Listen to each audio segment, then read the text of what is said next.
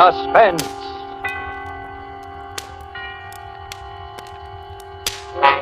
Tonight, To Find Help, starring Frank Sinatra and Agnes Moorehead. My roomer, Mr. Armstrong, tried to warn me that morning he left on his business trip. I remember we were just finishing breakfast and he was rather in a hurry. I don't care what you say, Mrs. Gillis. I just plain don't like it. You're alone here in the house all day. There are no close neighbors. After all, you know nothing about the man. Good gracious, Mr. Armstrong, you'd think I was a pretty young thing of 20 to hear you tell it. And another thing, it seems very strange to me that a young man should be job hunting from door to door in this day and age. Why, there are plenty of jobs to be had. That's just why it's so difficult to find help these days.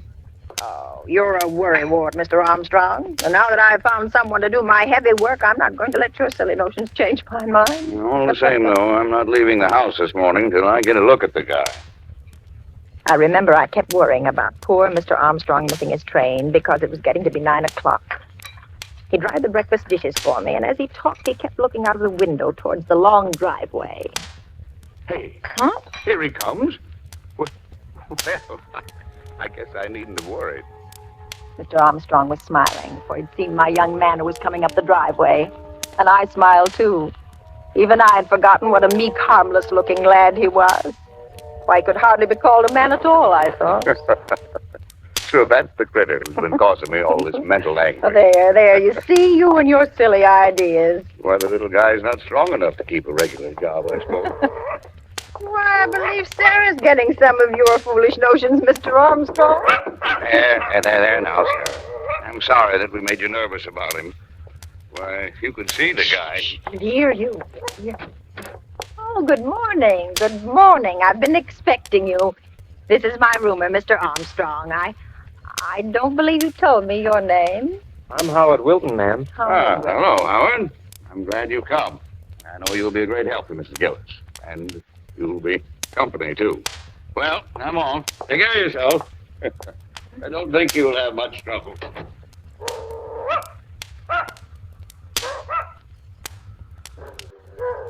I don't believe your dog likes me, Mrs. Gillis. Oh, yes, of course she does. But she's just getting a little old and peevy. Oh, Come along now, Howard, and I'll show you where to hang your coat. yes. Oh, yes. I always hang my coat up. He followed me into the closet storeroom at the back of the house. Then I handed him a clothes hanger and a rough, heavy apron, which I kept for cleaning help. Is this apron clean, Mrs. Gillis? What? Of course it's clean. No one's worn it since it was laundered last. But there are spots on it. See? Spots? Oh, here, let me look at it. Oh, well, that's paint. No dirt and dried paint. Well, if you don't mind, I'd rather not wear it. Well, what do you wear then? You didn't bring out the clothes, did you? I'm a neat worker, Mrs. Gillis. You needn't worry about my clothes. No. I turned, and the light hitting his face from the small window made him look so different. I was startled for a moment, and then I thought, "Why, you're a silly old woman, Mrs. Gillis." And then I smiled. Are you laughing at me, Mrs. Gillis? Oh, I know. I was laughing at myself. Come along, let's get started now.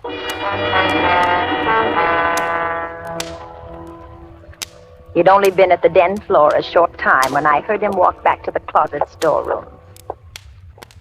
Can I help you, son? I'm going after my coat, Mrs. Gillis. I don't like it being out there in the storeroom. It's a breeding place for moths, you know. Oh, now, son, it takes longer than that for moths to do any damage. Perhaps you won't think it's quite so amusing when I tell you that it's my best and only coat. Oh, I didn't mean to hurt your feelings, Howard. Where would you like to put it? In the kitchen, perhaps? No, the cooking fumes wouldn't be good for it. I'll take it right in the den with me. That is, if you don't mind. Oh, go right ahead, Howard. If you don't mind. Suddenly, I was thankful that there was a phone. He was such a peculiar boy. I wasn't really alarmed. Not then, I wasn't. Still, it was good to know the phone was there. And that old Sarah was still in the breakfast room asleep.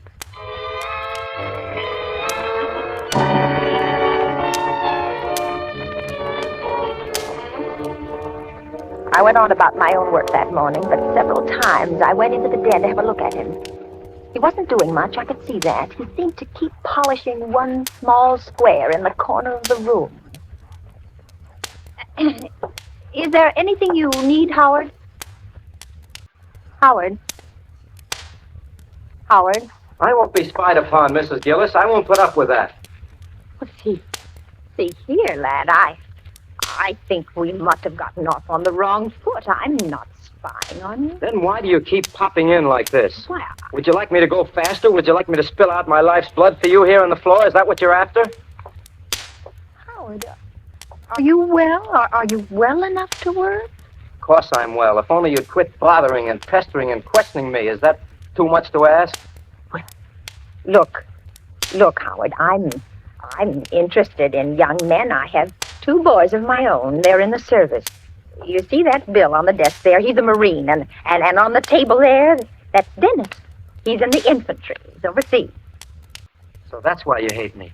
I see it all now. Hate you? Well, whatever gave you that? Yes, you hate me. I could tell it the moment I walked into this house this morning. But Howard, You hate me because I'm young and I'm not in the service like your boys. Why, it never occurred to me. You must know I was grateful when you came looking for work. Grateful.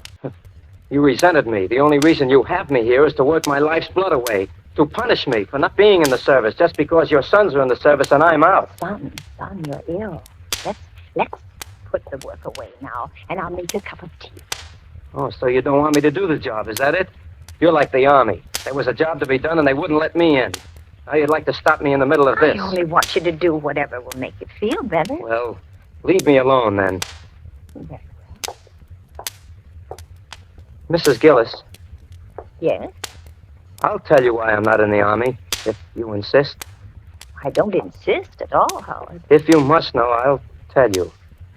They said there was something wrong with my mind. Yes, I just thought maybe you'd like to know, Mrs. Gillis. They said there was something wrong with my mind.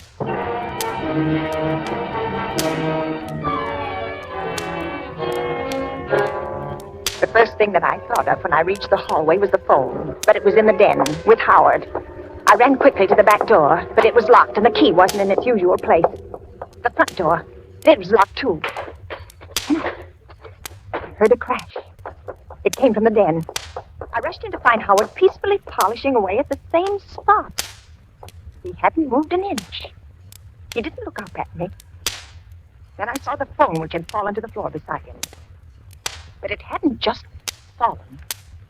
The wires had been torn out of the wall. The phone, Mrs. Gillis, it fell. But the wires, I suppose you think I ruined your phone. the wires, That happened when it fell to the floor. it couldn't have. That happened when it fell to the floor. But it couldn't have. I don't suppose you'll be able to use it anymore, Mrs. Gillis. Not for a while, anyway. No, I don't suppose I will. Sarah! Here, Sarah! Here, Sarah! Mrs. Gillis, Yes? you looking for your dog? Yes, I haven't seen her all morning. She was in the breakfast room. Well, she's not there any longer. Yes, I know. Where is she, Howard? Where is she? Yes, where is she? She's gone. Gone? If you've harmed her... She didn't like me, you know. See here, I've put up with enough, you know. You tell me where my dog is. Well, what, Mrs. Gillis? Well, You'll do what, Mrs. Gillis? What will you do? Sarah, Sarah, She's gone, Mrs. Gillis. I told you that. You've harmed my dog. Have I? You've killed her. Oh, poor old Sarah who never heard a thing. She would have hurt me. You're bad, Howard. You're wicked. You're wicked. You're a coward. I'm not You're a a coward, coward. Mrs. Gillis. Yes, you are. Cowards are afraid to kill. Only a coward would kill a poor old dog. Well, if I were a coward, I'd be afraid of you, and I'm not afraid of you. Now, you let me out of here. Let me out. I have strong hands, Mrs. Gillis. My fingers are like steel. I've never harmed you. No, and Sarah didn't either, but she would have if I hadn't harmed her Let first. me out of here. You're getting very noisy, Mrs. Gillis. Perhaps if I locked you in this closet, you'd calm down a bit. Howard! Howard!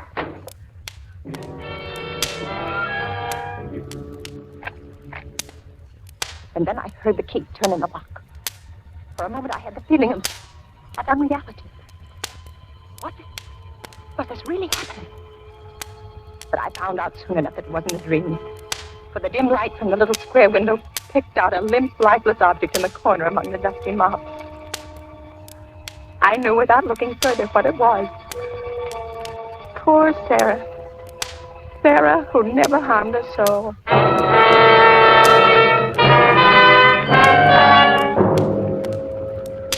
I don't know how long he kept me there. I could hear him moving about the house, but he finally came back. He spoke to me through the door. Have you calmed down, Mrs. Gillis? Yes, Howard. Yes. Let me out. Why? Well, because it's warm in here. Because I want to get out. You were looking for your dog, weren't you? Well, never mind about that, Howard. Just let me out. You know, Mrs. Gillis, if I kept you in there, you wouldn't be able to spy on me ever again. I won't spy on you, Howard. Please let me out. Do you know what I've been doing, Mrs. Gillis? No. I've been doing your den floors, just like you asked me to. And that's fine, Howard. It was fine being able to work peacefully, knowing that you were someplace where you couldn't bother me. I won't bother you, Howard. It was very peaceful. Nobody to bother me. Let me out, Howard. Will you promise to do as I tell you? Yes, I promise. Anything? Anything. Very well, then.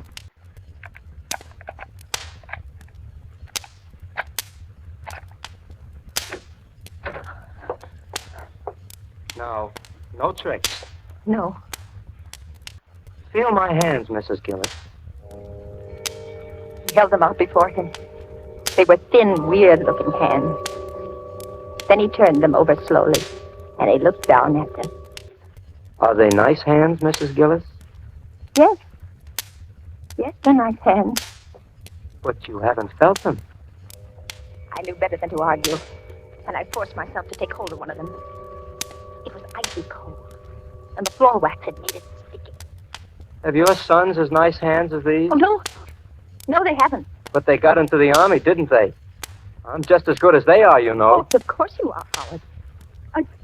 Wouldn't you like some food, lad? You haven't eaten all day, you know. Some food would be good. Let me fix you some. Mrs. Gillis, you know, a woman I worked for once said my hands were weak. She did? Yeah, but she soon found out, however. Well, here.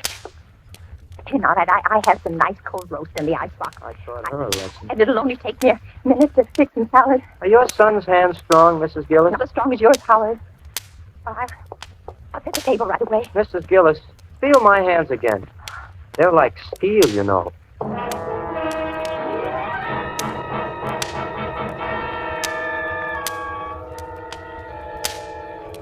I finally managed to get some lunch on the table, and Howard sat beside me. He didn't say much, and he ate very little. I tried to appear casual, to engage him in a conversation, just anything. Do you work often, Howard? Not often. Or do you have trouble finding jobs? Well, people are anxious to find help these days, weren't you? Yes, to find help. Mrs. Gillis, they're looking for me. Who, Howard? Well, I don't know exactly. The people I worked for last, I guess. Or was that here, in this town? Oh, no. It was in another town. Everyone was looking for me, so I went away. It was horrible to be spied upon, Mrs. Gillis. Do you know what it is to be spied upon? No, I don't. Would you like to know? No, I wouldn't, Howard. I think I'll spy on you for the rest of the day so that you'll know how it feels. No, Howard, whatever it is you want, just take it and go away. There's nothing I want, Mrs. Gillis. I only want to stay here with you. I can't stand it, Howard. I can't. I am an old woman. Now, please go away and leave me alone. I'm not going away, Mrs. Gillis. There's still a job to be done. I'll go away after I've done everything that's to be done. Howard, I have some money here in my pocket. I got it upstairs for you. It's a great deal, and I'll give it to you. I don't want your money, Mrs. Well, Gillis. then go away. Oh, that would be foolish. Then you tell on Oh, me. no, I wouldn't. I wouldn't really, Howard. Go away, and I'll never tell us so that you've been here. I won't tell I us don't so. believe you, Mrs. Gillis, and I don't trust you. There's only one way of being certain that you won't tell, and that... My heart jumped. For when I looked out the window, I saw that it was a milkman. Howard moved quickly to the window with me. Tell him to go away. I can't. I've ordered some extra things. And go into the storeroom until he goes. I can't, Howard. He knows I'm here, and he'll expect me to pay him. You promised to do as I told you. Now, will you tell him to go away? Howard, if I tell him to go, he'll think something's wrong, and then he'll get caught for sure. All right, Mrs. Gillis. Take whatever you've ordered, but if you pull any tricks, you'll be sorry. He opened the cabinet drawer, and I saw him take a knife out. Without another word, he stepped back between the stove and the wall, but he was still within easy reach of me. Oh, my hands were shaking. The milkman knocked as usual at the window over the sink. Just a moment. Well, good afternoon, Miss Gillis. Good afternoon. Lovely day, isn't it? Yes, it is. Miss Gillis, I think I have good news for you. Well, you have? Yeah. Beginning the 1st, I think we're getting some badly needed help. In the future, your deliveries will be made in the early morning. Well, that's nice. I don't believe you ever did like these late deliveries, did you? Well, I had never really minded. Well, if all our customers were like you, Miss Gillis, it wouldn't be such a bad world. Here you are, 1 quart milk, a pint of half and half. Bye, Miss Gillis. But the extra things, you forgot them. The extra thing? Yes, the extra things. Now, don't tell me you've forgotten the eggs and the butter. I'll get them right away. Mrs. Gillis, I'm going to give you one more chance. When he comes back, you're going to get rid of him. Do you hear? And if you give me away, I'm going to kill you. I'll kill you before he can get inside this house, and I don't care what happens. I won't give you away, Howard. I won't give you away.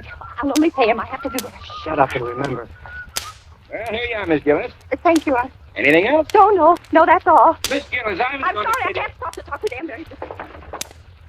I stood for a moment behind the stove. His eyes were blazing. Then he spoke without moving. You're very clever, aren't you, Mrs. Gillis? What do you mean? You thought you were going to put something over on me, didn't you? I sent him away, didn't I? The extra things you ordered, there weren't Yes, any. there were. You saw him. You heard him. He didn't know what you were talking about. The milkman had returned. He stood outside. Howard looked at me, and I saw his knuckles go.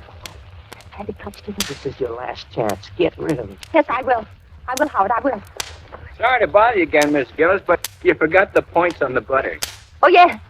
Yes, the ration point. Here you are. Sorry I had to bother you, Miss Gillis, but you see, I have to account Yes, I'm for- busy. Can't you see I'm busy? Tell me when he's gone, Mrs. Gillis. I stood by the window and watched. He got into his truck, and then he drove off.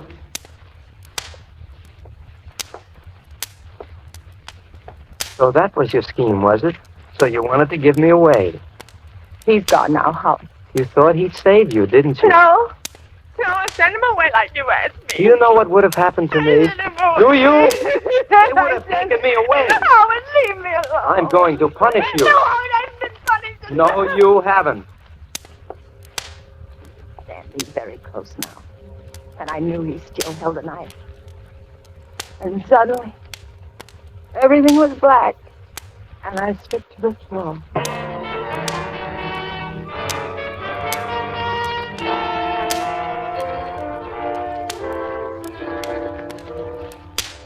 When I came to, I was in the den, on the den floor. My head throbbed. Then I remembered everything. I lay there for a moment. Then I heard a sound. A soft, swishing sound. Suddenly, the hall clock began to strike. Why, it was 5. I'd been unconscious for longer than I'd thought. I sat up. The room had already turned dark in the late afternoon light. But I could see him now. He stood in the middle of the room. He was pushing my heavy floor polisher back and forth. Back.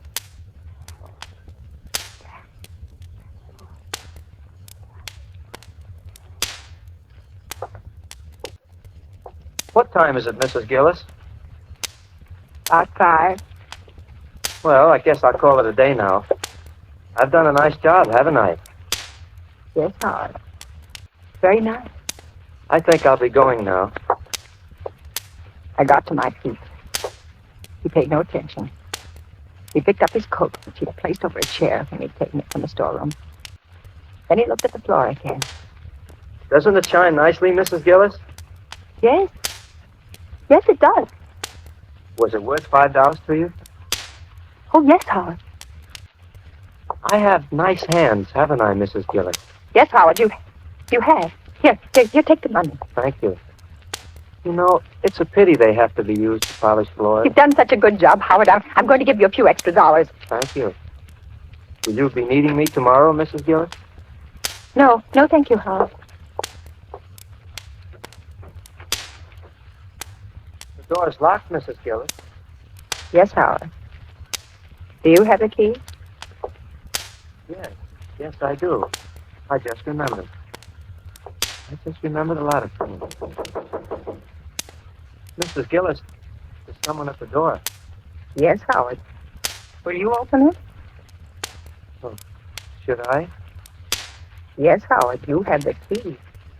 I have. This it, Mrs. Gillis? Yes. Yes, it is. Open the door. Open the door, Howard. Open it. All right, Mrs. Gillis. Hello. I'm Mr. Stevens of the phone company. Your phone's been reported out all day. I'm sorry we couldn't get around any sooner, but we're really swamped. Mrs. Gillis, is your phone out of order? No, there must be some mistake. Well, now, that's strange. We've had several reports. Maybe I better run back and check my books in the truck. Just a moment, Mr. Stevens. Could you do me a favor? Well, certainly. This boy... Mrs. Gillis. This boy, he's worked here all day. He's done a good job, but I don't think he's well. I'm all right, Mrs. Gillis. Oh, but you're tired, aren't you? Aren't you tired, Howard? Doesn't your head ache?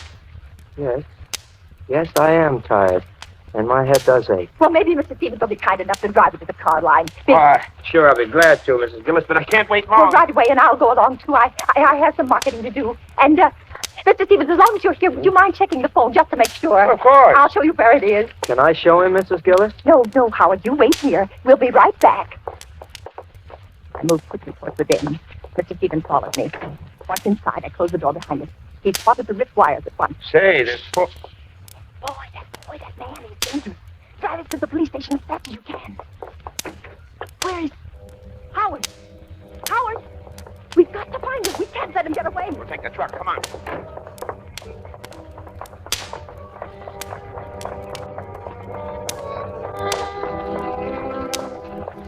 But when we reached the car, I suddenly saw him. He was sitting in the front seat with his coat folded neatly over his lap. Were you looking for me, Mrs. Gillis? Yes, Howard. Yes, I was. Are you ready to go? Yes, I'm ready.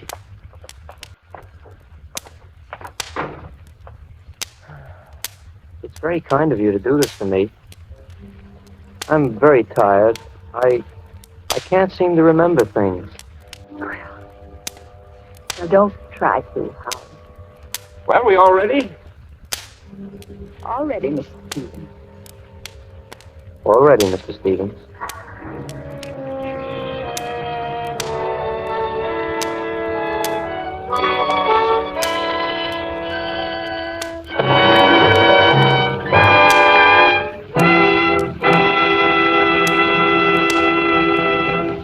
And so closes To Find Help, starring Frank Sinatra and Agnes Moorehead.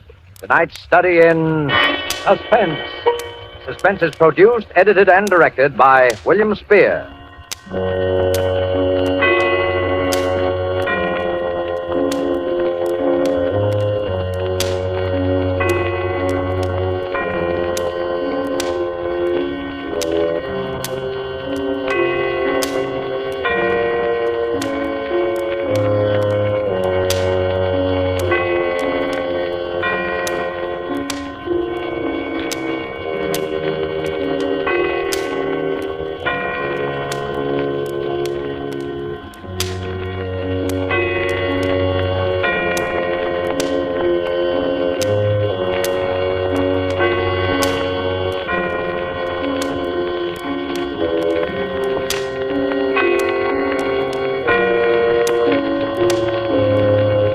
This is the Armed Forces Radio Service.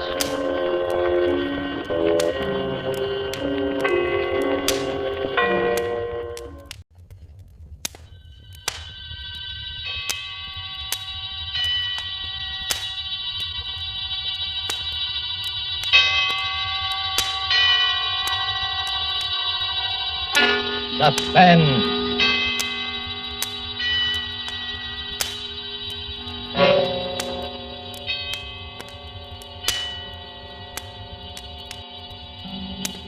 This is the Man in Black, here again to introduce Columbia's program, Suspense.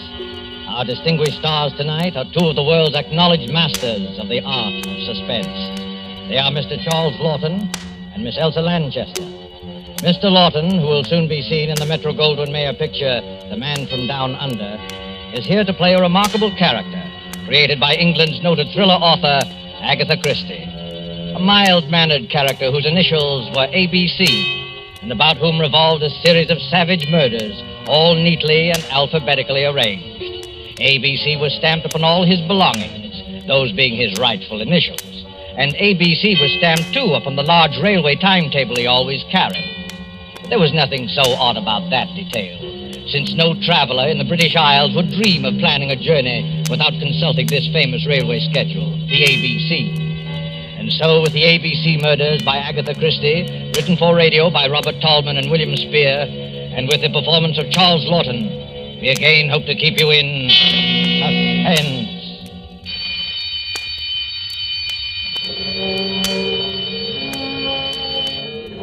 When the time for closing bell rang in the public library, Alexander Bonaparte Cust started, picked up his battered briefcase with the almost faded initials ABC, closed the book he had been reading, and shuffled over to the librarian's desk. It's a most interesting book, librarian. I should like to come back sometime and read another chapter of it, if I may. Quite. Yes, Mr. Clark. Can I help you, sir? No hurry. Well, I'll be going along now. Thank you. Rum little chap, that. What do you think he was reading? Studies in epileptic somnambulism. Medical stuff, eh? Oh, I see. The little fellow left his briefcase. I'll catch him at the door. I say, sir, just a moment. You left something. Oh, dear, it's my briefcase. I'm terribly sorry. I seem to be getting more and more forgetful lately. Why, only the other day I left it on the counter in a tobacco shop. Lucky you have those initials. Not many people with the initials ABC sticks in your mind. What do you mean by that, sir? Well, after all, they're the first three letters of the alphabet. Practically the first thing we learn, you know, isn't it? Our ABC. Don't mention those letters to me. They brought bad luck to me in more ways than one. Really? How's that? Well, I used to be a travelling salesman, and I used to carry one of those railway timetables in my pocket, the threepenny kind, in which they list the towns and all the railroads alphabetically. Oh, of course. Printed right on the cover, isn't it? Hey. ABC. Yes, that's right. So, well, stockings was my line, sir. I did door-to-door selling. Whenever I finished one town, out would come that timetable, and I'd look up the next stop on my route. I got sick of the sight of that ABC railway guide, I can tell you, sir. It was like a symbol of failure to me. One dingy little town after another, and all listed in that railway guide with ABC printed on the cover.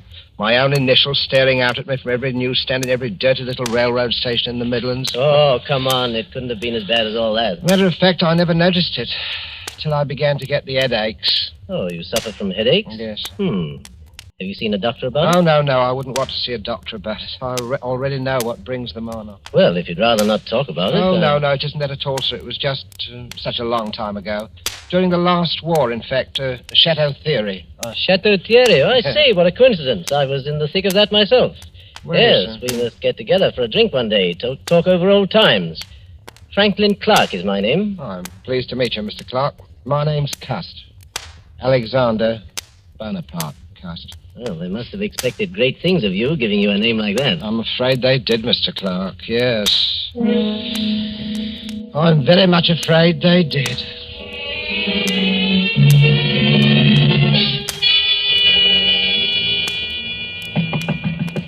Mr. Cust! Oh, Mr. Cust! Who is it? It's me, Mr. Cust. I've brought you up a spot of tea. Oh, it's you, Miss Marbury. That was very thoughtful of you. Oh, nonsense. You know Mother dotes on you. Oh. You're her favourite lodger. In fact... Why, Mr. Cust, you're packing your things. You're not leaving us, are you? Oh, no, I'm just taking a little trip over the bank holiday, you know. Now, don't try to deceive me, Mr. Cust. You're embarrassed. Start owing us, aren't you? No. You needn't be, Mr. Cust. Really, you needn't. Oh, you are a nice girl, Miss Marbury. You really are a nice girl. As a matter of fact, I'm not going just for the bank holiday. I've something rather important, some very important matters to take care of. You know, it's very possible that my mother didn't have me christened Alexander Bonaparte Cust for nothing. Oh, have you got a position, Mr. Cust? Well... What is it? Well... Oh, come, Mr. Cust. You can tell me, can't you? Well, Miss Lily, I can tell you this much. I shall be travelling quite a lot. In fact, where did I leave that ABC railroad guide? Oh, yes, here it is. First stop, Andover. Andover? That's not very far. No, but I must be getting on if I don't want to miss that train. Now, let me see. Have I got everything? There's my spectacles and my overcoat, my typewriter, my walking stick. Did I ever tell you the history of this walking stick, Miss Marbury? It's a Scottish piece, very old. It's always used as antique. You know, they used to kill people with these back in the days of the old clan wars in Scotland. I wonder how many heads this one has bashed in. Mr. Cust. Oh, please, what a terrible way to talk. Yes, I'm sorry, Miss Marbury. I am a little bit surprised at myself talking like that. It must be my new job. It's gone to my head a bit. That's it. It's gone to me head. Have you got an aspirin by any chance? I've got an all.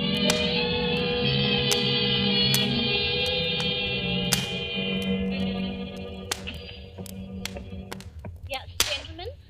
What'll it be? Packet of goldflakes for me. Yes, sir. And the other gentleman? 3 Havanas, the shilling cigars. Havanas? You gentlemen must be up from London. That's right. Is that your name on the window of this shop? That's right, sir. Olivia Asher. Been in business right here in Andover and right here in St. Andrew's Place for 20 years. All A's. Andover, St. Andrew's Place, and Asher. Funny, ain't it? Never so much as crossed my mind before. Well, Mrs. Asher, we're from Scotland Yard. We have reason to believe there may be a homicidal maniac at large in Andover. God, blimey. We don't want to frighten you, Mrs. Asher. For all we know, this may be just a practical joke. You see, we received an anonymous letter, typewritten, and signed ABC. ABC? This murderer, if there's anything in his story, is planning a series of murders. His mania seems to be centered on the alphabet. If he follows his plan through, his first murder will be committed in Andover, and the victim will be a person whose name begins with an A. The Lord help me, sir. You don't think... We don't think anything. Scotland Yard has taken its precautions. Oh, a woman takes a terrible chance. There's probably nothing to be alarmed about, but it won't hurt to keep a sharp lookout. Who's next on your list, Mackenzie? Next is Arthur Atwood. All right. Let's be on our way, then. Good day, madam. Don't worry. Thank you, sir. And good day to you, sir. A murdering lunatic in Andover, of all places. Yes, sir. What'll it be for you, sir? These? That'll be 1 and 6, sir. I said that'll be... Oh, no!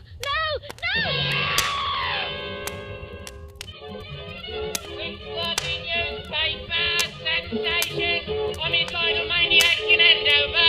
Alphabet murderer to strike next suspected. Latest on ABC. Oh, boy, let me have one of those. Oh, yes, and use a standard, sir. Both. Here you are. Oh, thank you, sir. 6:30 newspaper. Sensation. Nasty business, eh, mister? Oh, yes, very, very. You never know with lunatics. They don't always look bomber, you know. Sometimes they look the same as you on me. Eh? Yes, I suppose they do. Oh, it's a fact. Sometimes it's the war runnings them. Never been right since. Yes, I expect you're right. You know, I don't hold with wars. I hope this will be the last. You don't hold with wars, eh? Well, young man, I don't hold with plague and sleeping sickness and famine and cancer, but they happen all the same. And murder happens all the same. They can't prevent them. I'm sorry, sir. I expect you had a rocky time of it in the last one, eh? Yes, my poor head's never been the same since. I get terrible headaches. Oh? Well, I'm sorry about that, sir. Sometimes I hardly know what I'm doing. You don't say. I forget things. You know, for instance, I could have sworn I had an ABC railway guide in my pocket an hour ago. Do you know they found one of them ABC railway guides on a poor tobacconist lady that he murdered? Oh, Him. ABC, whoever he is. Maybe he don't know himself. Ever stop to think of that? Maybe he's so bum he don't remember. I wonder. Bexhill, did he say Bexhill? That's my train. Well, goodbye, young man. Okay. 6:30 newspaper. Sensation on his side. Lunatic to strike again. Police trapped in typewriter on which murder notes were written. To strike at Bexhill. Latest on ABC. Alphabet murderer.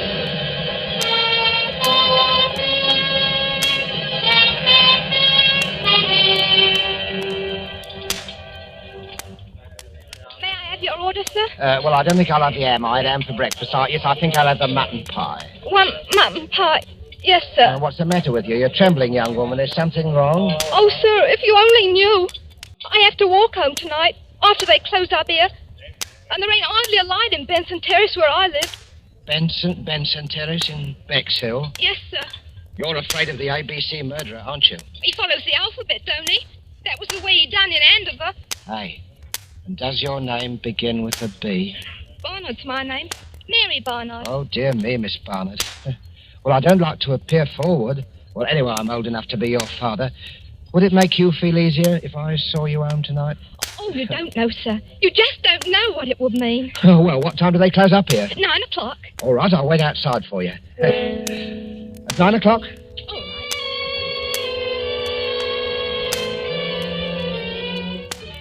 Ladies, waitress brutally murdered in Bexhill. ABC strikes again. Here you are, sir. Scotland Yard receives third murder note.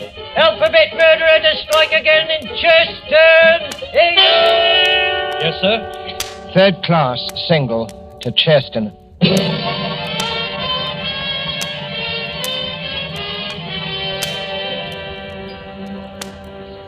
Give me a pint of half and half, please. Yes, sir. There you are, sir. You up from London, sir? Yes, I come directly from London. Ah, salesman? Stockings is my line. Rough going these days, what with rationing, eh? Well. It isn't my old friend Alexander Bonaparte Cuss. I'm sorry, I'm afraid I don't remember. We met in the library, remember? Oh. In London. Yes, had quite a talk. Yeah. Franklin Clark, remember? Yes, of course. You'll forgive me, Mr. Clark. My memory, it seems to be getting worse and worse. But you must have come under better times, Mr. Cuss. New briefcase, I see. Nice, bright, new initials. Well, I got a job shortly after I saw you, Mr. Clark, from Ballinger Limited. Stockings. It's my old line, you know. But to tell you the truth, I haven't been doing very well. Oh, those headaches again? Yes, the headaches.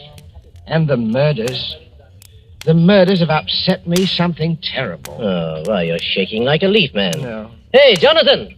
A brandy for Mr. Cuss. He Thank needs you, it. sir. The trouble with you, Cuss, is you're inclined to be morbid. I remember that book you were reading the day we met, stuff about epilepsy. Well, it might be epilepsy, mightn't it? What? Well, they discharged me from the army before the war ended. You see, I had a kind of a fit, you know. And, Never had anything like it again, have you? No, I didn't have a fit again, just the headaches. I forget what happens, hours at a time. Do you know, once I was sitting in a station waiting room and a newsboy came by and I bought a paper from and it was all about that first murder in Andover. Oh. It said the police had got another typewritten note, Mr. Clark, and the murderer was going to strike next in Bexhill. And suddenly I realized I was in Bexhill. And I'd been in Andover the day before when the first murder happened. Well, how did you happen to go from Andover to Bexhill? Well, that's the way I'm supposed to go on my route, selling the stockings. I'm supposed to take the towns alphabetically. Oh, well, then it's not so surprising you should have been in Bexhill after all, is it? Just a coincidence. Well, the waitress in Bexhill there, I walked home with her that night, Mr. Clark, the night she was murdered. Oh, good heavens, Cuss, you don't think you killed Mary Barnard, do you? I don't know, Mr. Clark. It said in that book that people who have had epileptic fits often do things and don't remember them. They even commit crimes. I said good night to her, and after that, I don't know what happened. The notes, those typewritten notes. Wouldn't you have remembered if you'd written them? I don't know. Well, now, I know a little something about psychology myself, Cuss. And I'd stake everything I own on the fact that the man who wrote those notes was conscious of what he was doing. Do you really think so, Mr. Clark? Positive of it. Now, pull yourself together, man.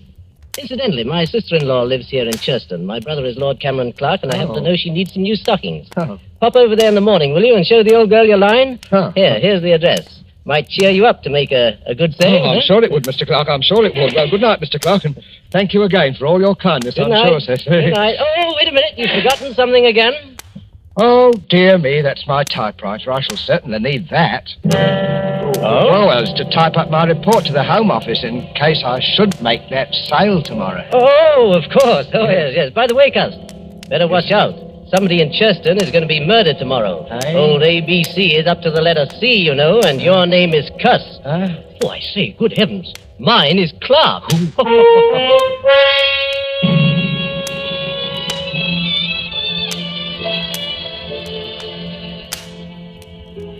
Well, thank you again for your generous order, Lady Clark. I hope you'll be pleased. This line of woolen lined stockings is one of Ballinger's best buys right now, Lady Clark. My brother-in-law told me that you'd had some unfortunate times lately, Mr. Cust. Yes. But I really did need the stockings, and I... Hello again, Cuz. Hello, I'll be stuffing myself with bacon and eggs.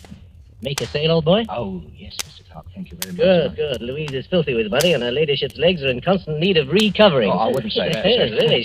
She wanted the stockings. Well, thank you very much, my lady. I hope I shall have the privilege of serving you again next year. Goodbye, Mr. Cust, and good luck. Cheerio, Cuz. Such a nice little man, Franklin. He's a bit off his nut, I'm afraid. Last night he tried to convince me that he was the ABC murderer. His initials, you know. He has minor lapses of memory. That little man a murderer? Oh, really, Franklin? Good Lord, what was that? One of the maids. Where's that girl? What's going on? In the master's bedroom, my lady. You better go with her, Mr. Franklin. Brothers, whatever are you doing here? Oh, my lady, the master, Lord Clark, is being murdered. Stabbed with a knife. You know there were blood. Murder? Oh. Good heavens. Why, look there on the floor. A railway guide and ABC. Get me out of here, Franklin. Oh, Louise, I'm sorry you had to see this. Oh, Cameron. My poor Cameron. He never made an enemy in his life. The man who did this was a maniac. And I'm afraid I know who he is. He always carried a walking stick with a heavy carved handle. That's how the other murders were committed, with a heavy stick. But he wasn't carrying his stick today. Must have grabbed a knife up there somewhere to kill Cameron with. But when? Were you with him every minute? Well, I went upstairs to get my checkbook. It took me a little while to find it. That gave Cust his opening. Oh, to think that all that time. Oh, no. No, I'll never forgive myself, No, Franklin. none of that now, Louise. The important thing now is to stop him before he can commit another murder. But what are you going to do, Franklin? I'm going to the police and see if they'll let me help. Let's have a look at this ABC railway guide he left beside poor Cameron. Look here. All checked. See there? Andover, Bexhill, Churston. Each with a check mark after it. Oh, where's the next one? Ah, see? See, London. He's through with ABC, he's gone home, and I'm going after him.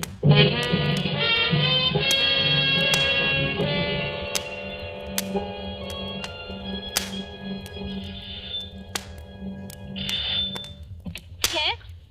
Well, Mr. Cust, come in. Whatever kept you away so long? Miss Lily, I've got to talk to you alone. Oh, well, I'll go up with you. I want to show you the new curtains I put up in your room anyway. Oh, you are a nice girl, Miss Lily, really are a Yeah, nice let me girl. carry one of these, Mr. Cust, the typewriter. No, I'll carry my own things, thank you. Oh, Mr. Cust, you're trembling. Oh, dear, you do look a fright. Look, I'm going to straight and get you a hot foot bath. No, not now, please, not now, Miss Lily. There's no time for it. What is it, Mr. Cust? Close the door and lock it. Are you in some trouble, Mr. Cust? I'm in terrible trouble, Miss Lily. I want you to hear the story first from me. You're the only one who has ever been my friend. Oh, I've had a lonely life, Miss Lily. Oh, poor Mr. Cust. Poor Mr. Cust. That's what they always say about me. Poor Mr. Cust. I thought you were No, different. don't take on so, Mr. Cust. It was only a manner of Oh, speaking. you don't need to worry. I'm all right now. I never get 2 spells in one day. Spells? Cust, I don't understand. What Well, do you heard of the ABC murders? Shocking affairs. But, Mr. Cust, why Miss are you Lily, saying... the police will be here at any minute. Please let me finish. I don't want you to think harshly of me, Miss Lily. I didn't plan it ahead. My instructions told me where to go. Some people can't help what they do. There are diseases. Epilepsy, for instance. You do things you don't remember. You commit crimes. I'm like that. Oh, Mr. Cust, I can't believe it. When I was a child, Miss Lily, they used to badger me about my name. My mother worshipped strength. She named me after the strongest people she knew about in history. Alexander and Bonaparte. But nobody ever called me by those names. They called me ABC. ABC. I used to dream I was boiling in a kettle of alphabet soup. I was a terrible disappointment to my mother. Mr. Cust, you're unsettled and You've tired. got to hear me out, Miss Lily. Oh, You've no, got... no, Now, listen to you're me, Miss Lily. hurting me, I could have been a hero once in the army in the last war. I was happy. I could have made something of myself. Then I started getting the headache. No, Mr. You must hear me out, Miss Lily. I started forgetting things after they discharged me from the army. Shot, they called it. I used to have dreams. I was a great ruler. The destiny of men was in my hands. I had the power over them of life and death. Let me go. Oh, please let me go. First, there was Andover, that tobacconist. I can't even remember what she looked like. Then there was Bexhill. I walked over the waitress from the station restaurant. She was murdered, too. In Cheston, I sold a dozen pair of stockings to a lady, and while she was upstairs getting her checkbook, her husband was murdered on the floor where I was waiting. And now I've come back here. Maybe the alphabet charm is over. Or is it? This is London. L. Your name is Lily. Are you trying to frighten me, Mr. Cust? I am trying to convince you. You, murderer? I'd as soon believe it as my own mother. What about this? Look at it. Oh, no, no. Look closely at it. I found it in my briefcase when I came on the train, Miss Lily. This night murdered a man in Churston just 3 hours ago.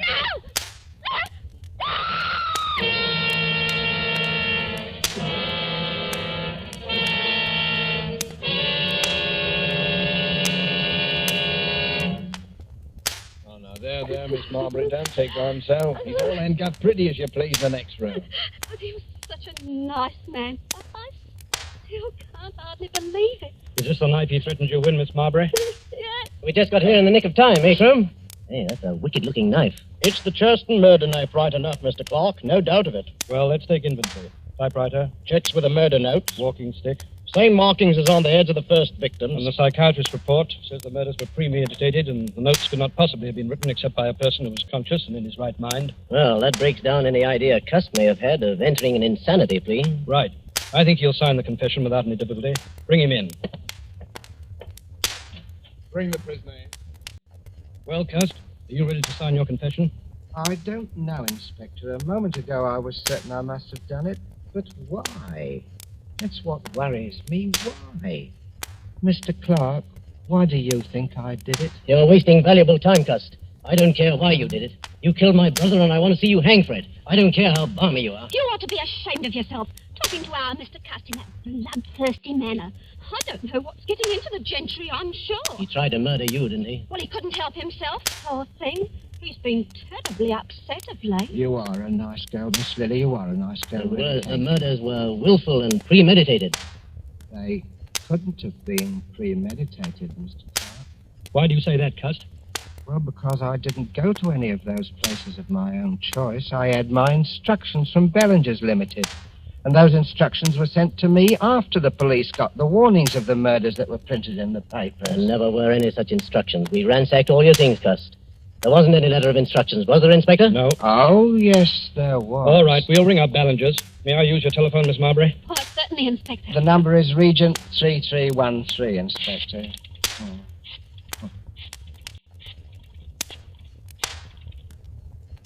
Ballinger's, are you there? Put me on to personnel. Oh, Mac, start packing those exhibits, will you? All right. Crone speaking, Scotland Yard. But what day did you employ a commercial traveler named Alexander Bonaparte Cust? No, Cust. A.B. Cust. Initials ABC. Yes, yes. Never employed by you. You're absolutely certain? Did you send a man to Andover or Bexhill last week? Not on your route. Thank you. That's all I wanted to know. Too bad, Cust. I guess this knocks out your last ghost of a chance, doesn't it? No, Mr. Clark. Because you see, the instructions were in a letter, and that letter is right in this room. Well, let's have a look. Come on, Mackenzie, give me a hand. Let's go through these things again. It won't do you any good to look there, Mr. Clark. I have the letter. Would you like to see it, Mr. Crome? It's here. Well, I'll be... Where did you get that? It wasn't on him, Inspector. I'll swear to that. Where did you have this hidden? Well, Inspector, it isn't generally known, but I do wear a small hairpiece. Not out of vanity, mind you. I find it necessary for the business. Let's see that letter. Oh, gladly. Dear Mr. Cust, enclosed find advance. Typewriter is being posted today. You will... What a lot of nonsense, Inspector. Look at the typeface of that letter. It's obviously written on Cust's typewriter. Yes, that's right, Mr. Clark. And the man who wrote that letter was the murderer. Cool as you like, he sent the typewriter to me and instructions on one of Ballinger's letterheads and the money and everything else. What kind of stunt are you trying to pull here, Cust? No stunt. It's just that when you made that telephone call, Inspector, and Ballinger said I'd never worked for them, I knew that the typewriter must have been sent to me by the murderer. And the more I thought about it, the more it seemed to me that the murderer must be Mr. Clark. What? Why, this is too utterly fantastic, Inspector. Really, Well, the murderer would have to had to know something about me. Something I'd never confided to anyone but to Mr. Clark about my headaches. I'd been reading a book in the public library, Inspector, a book on epilepsy, and it seemed to me that what I suffered during the last war might have been epilepsy. And it was on my mind, see? It said that epileptics might commit crimes and not remember them under certain conditions. Without that to go on, the murderer couldn't possibly have pinned the crime on me. That works two ways, Cust. You might have told me that story deliberately, just so you could cook up this story now. Well, I couldn't cook up your fingerprints, Mr. Clark. And I'll wager anything. Your fingerprints are on that letter. Oh, come now, really. Well, that's easily settled. We can do it right here. Won't take a moment. Take a set of Mr. Clark's fingerprints, Mackenzie. You examine the prints in the letter meantime. Right, Inspector. Just press your fingers down firmly on this ink pad, Mr. Clark. What is it, Mr. Clark? It's quite simple, really. Yes, it's so simple it isn't even necessary. I'm afraid this is necessary, Mr. Clark. Only a matter of routine, you know. But I tell you it isn't necessary because Cust is right. I am the murderer. you? But wait, then you killed your brother Cameron Clark so that you would inherit the estate? Yes, exactly. But the others, the A and B murders in Andover and Bexhill and... I committed them, all of them. Yes, but... Come now, gentlemen, surely you'll give me credit for thinking this thing through. If only my brother Lord Clark had been murdered, I, being the only heir, would have had a lot of explaining to do. So I invented my own little crime wave to make it appear as though he were just one of the victims of a homicidal maniac. And I must say, it almost came off, thanks to the unknowing cooperation of Mr. Cust here. Thank you just the same, Mr. Cust. You're very welcome. Oh, Mr. Cuss, I knew you couldn't be a murderer, not really. Oh, you are a nice girl, Miss Lily. Really, you are About a those nice girl. headaches, Mr. Cuss, why don't you go to an oculist? Those headaches, maybe you just need a new pair of glasses. I think I'll do that, Miss Lily. Good. Do you really think... Of course, I'll wager that's what's been the trouble with me all along. You know, you need someone to take care of you. Oh, I do, Miss Lily. I do, really. If only you... Oh, but no, you couldn't ever think... What, Mr. Cuss? Well, I mean, Miss Lily, I was just thinking it'd be really too much to ask anyone. Mrs. Alexander Bonaparte Custard. But when we're married, please don't wear that toupee. It's very conspicuous. Oh, you are a nice girl, Miss Lily. Really, you are. I do hope people won't call you Mrs. ABC.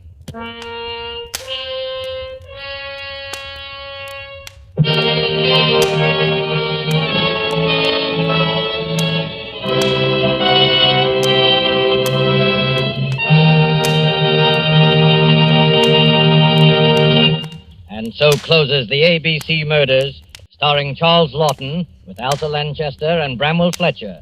Tonight's tale of suspense.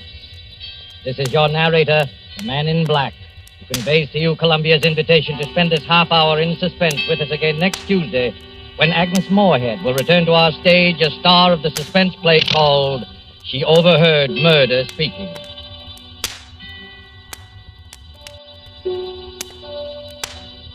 Producer of these broadcasts is William Spear, who with Ted Bliss, the director, Lud Gluskin and Lucian Mahowick, conductor and composer, and Robert Tolman, the radio author, collaborated on tonight's Suspense.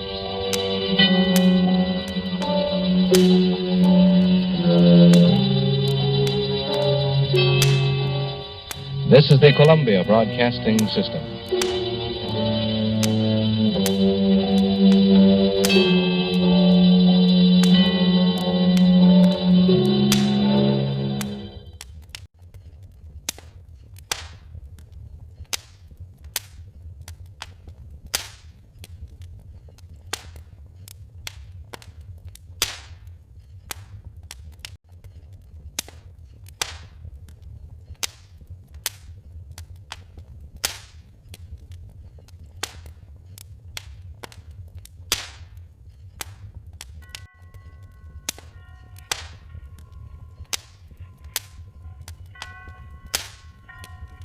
Roma Wine presents Suspense.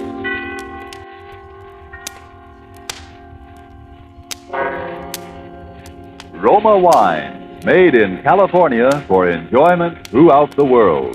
Salud. Your health, senor. Roma Wine toasts the world. The wine for your table is Roma Wine, made in California for enjoyment throughout the world. This is the Man in Black, here for the Roma Wine Company of Fresno, California, to introduce this weekly half hour of suspense. Tonight, Roma Wines bring you two of Hollywood's favorite screen stars, Miss Virginia Bruce and Mr. Alan Jocelyn, with the noted character actor George Zucco. Our suspense play, which is produced and directed by William Spear, presents a rather neat problem. That of a crime committed while no criminal was present.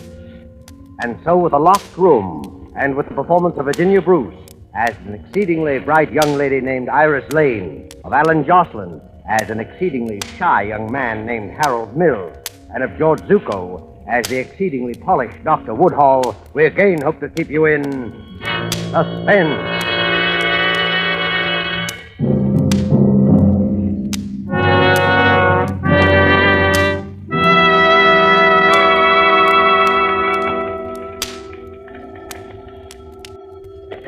Hello, Mr. Seaton's residence. Who's calling? No, Mr. Seaton is not in. No, there will not be any statement for the papers. Harold, will you get that? Hello, no, I can't tell you anything about it. Residence? No. No, there will be absolutely no statement. Here we go again. If you wish, only Hello, you're Mr. wasting Seaton's your residence. time. Look, I told Very you this well. morning there wouldn't be any statement for the Goodbye. newspapers. No, not tomorrow either. Dear. I'm sorry, I'm awfully busy right now.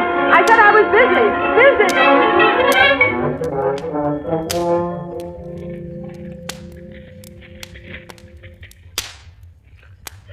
Phew, what a day. It's rather disturbing how quickly the reporters got wind of it. I do hope no harm's been done. Well, we did our best. It's too big a deal to keep secret anyway. There are always rumors, and it's the business of newspapers to pick up rumors. Dear me, I wonder how he's going to take it. The old man? He probably won't be tickled pink. You know how he is. I know I'll be relieved when he has it on the lock and key, my word. Oh, good evening, Mr. Seaton. Evening, Harold. Lane, you two still working? No, we thought we'd stick around till you got here. Oh, I'm sorry I was so late. The newspapers have been calling, Mr. Seaton. The newspapers? How in blazes We did told they... them there wouldn't be any statement. Well, I should hope not. How do you suppose... Then it's not finished? Oh, no, the deal's closed. Have it with me, as a matter of fact. With you, sir? You've been carrying it around in your pocket? You see why I don't feel so good about the newspapers. But at least I got it home all right. Like to see it? Oh, yes. Doesn't look like much, wrapped up like this. Yeah, there it is. Like it? Hello, Diamond. What a beauty. It's enormous. Yes. But tomorrow we start to cut it. And within a year, it'll be just so many engagement rings. You know, I hate to see it change. It's so beautiful the way it is. There's no money in it for me this way. Oh, Dr. Woodhall called. He wants to give you a checkup if he can catch it before dinner. No, Dr. Woodall, an old woman. Treats me like an invalid. Oh, well. Anything else? Nothing important. Oh, Harold, will you answer? Yes, certainly. Mr. Seaton's residence. Who's calling, please? Just a moment. Van Houten. Van Houten? Yes, I want to speak to you. Oh, tell him I'm on. Mr. Van Houten, Mr. Seaton's out of town. Well, dear me, you can think what you like, but Mr. Seaton is not here. Goodbye. Well, odd. What'd he say?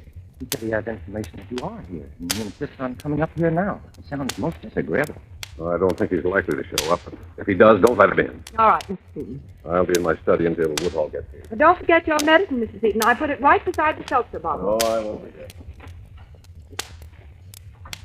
I hope Dr. Woodhall hurries. I'm dead. I'm sure you must be. Mr. Seaton seemed awfully proud of his new stone, didn't he? I thought he was cool as a cucumber. How would you feel if you just bought the biggest diamond in the world? Oh, the second biggest, I believe, Iris. Not that that's anything to do with it. What do you suppose he paid for it? I understand the price was something under $1 million, but he expects to get back over $1.5 million when it's cut and polished. Harold, putting that kind of money into a piece of stone.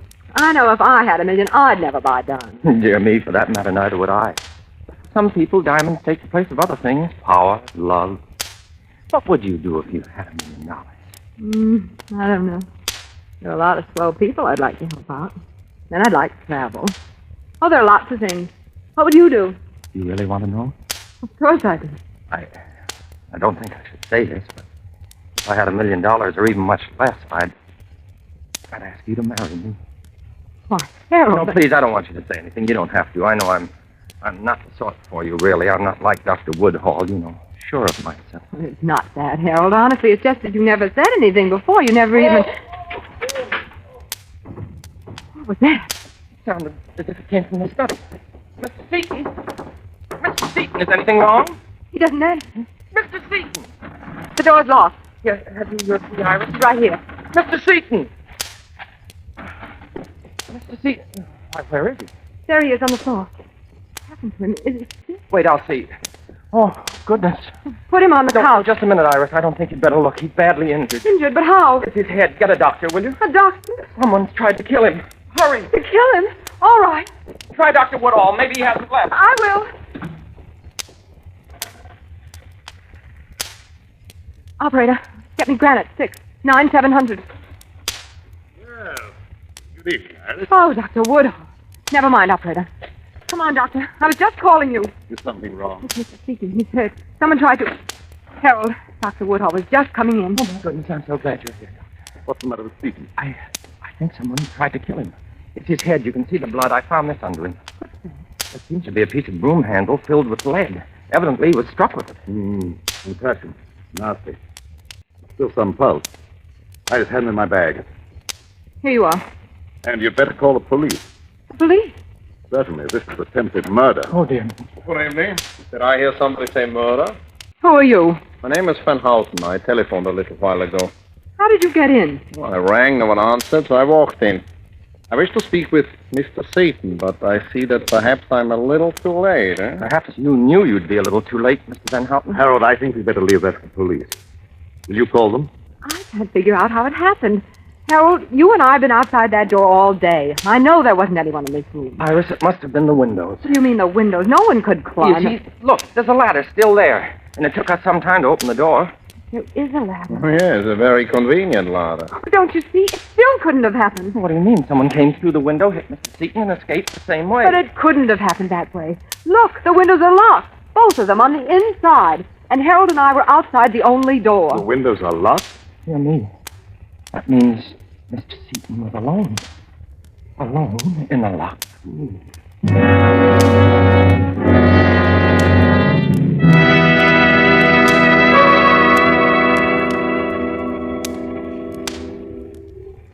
Before we return to the scene of our suspense play, let me describe another scene that might even now be taking place in the handsome cafe of the Hotel Nacional de Cuba in Havana. An American visitor has remarked to his Cuban host what great enjoyment the gay Cuban music and the dancing gives him. Gracefully, the Cuban host returns the compliment, saying, "But your United States makes us a gift that brings great pleasure on many occasions. This superb wine from the choice wine districts of your California, this fine Roma wine. Yes, for a wine to give great enjoyment, it must have greatness of character. And it's this that has spread the fame of Roma wines to other lands. Why otherwise would these countries import Roma wines to be enjoyed as a rare luxury? How fortunate then are you who can enjoy any of the Roma wines, many different delicious wine types, whenever you choose, without additional charge for import duty, with no high shipping costs added to your small cost for Roma wine. Yet here is a quality so high it has won international recognition. Quality coupled with cost so modest that Roma wines are America's largest selling wines. Why not make your own taste test of these good Roma wines and discover for yourself the fine wine qualities acclaimed by wine experts of many lands? I'll spell out the name for you. R-O-M-A, Roma wine, made in California for enjoyment throughout the world. And now it is with pleasure that we bring back to our soundstage Virginia Bruce and Alan Jocelyn with George Zucco in The Locked Room. A tale well calculated to keep you in suspense.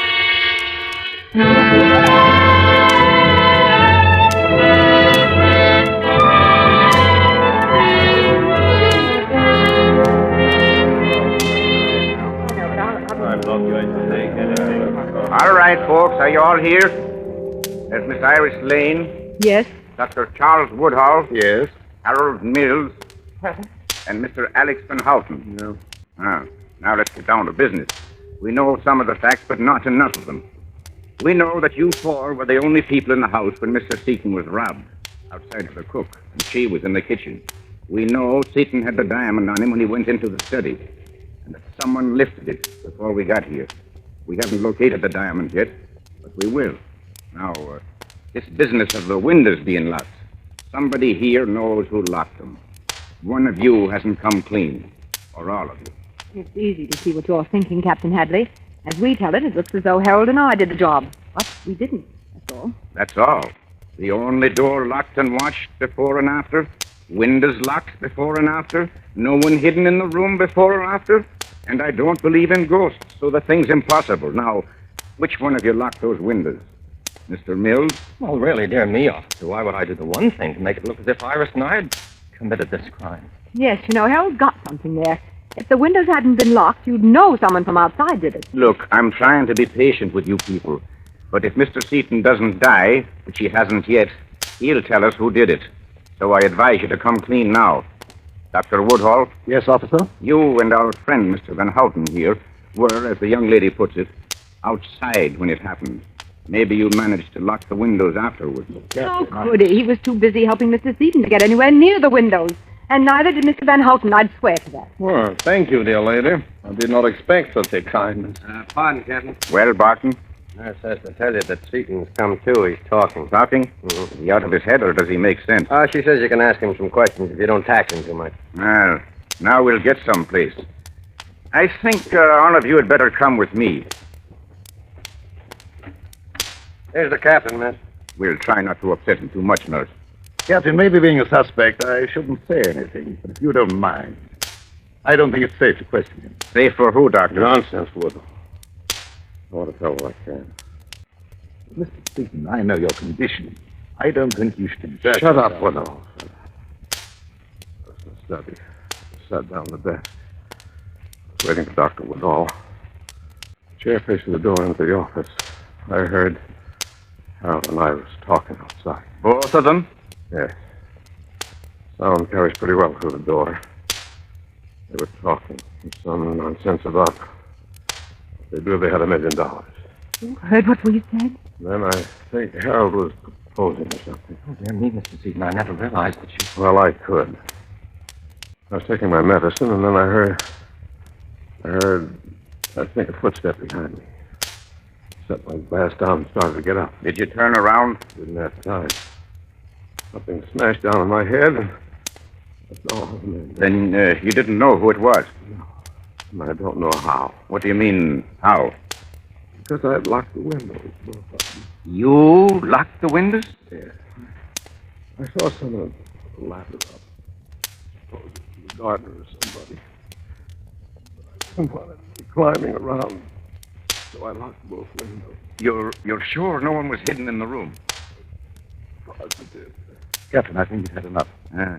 Yes, I guess you're right, Doctor. Will you people step outside?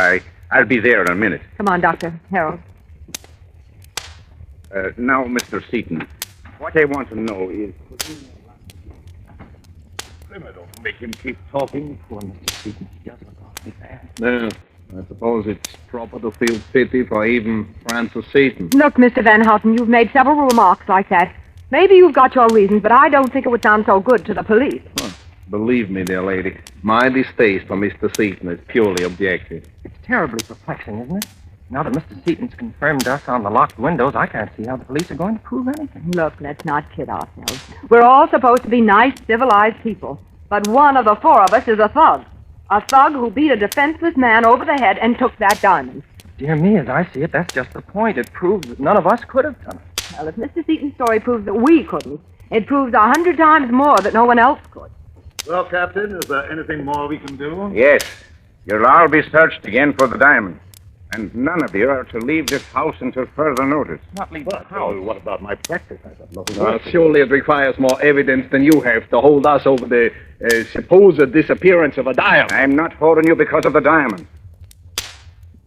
I'm holding you on suspicion of murder. Mr. Seaton is dead.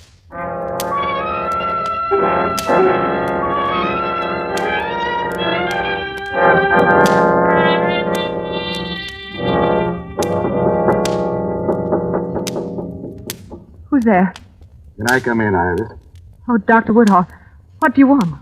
I'll only be a minute. Well, all right.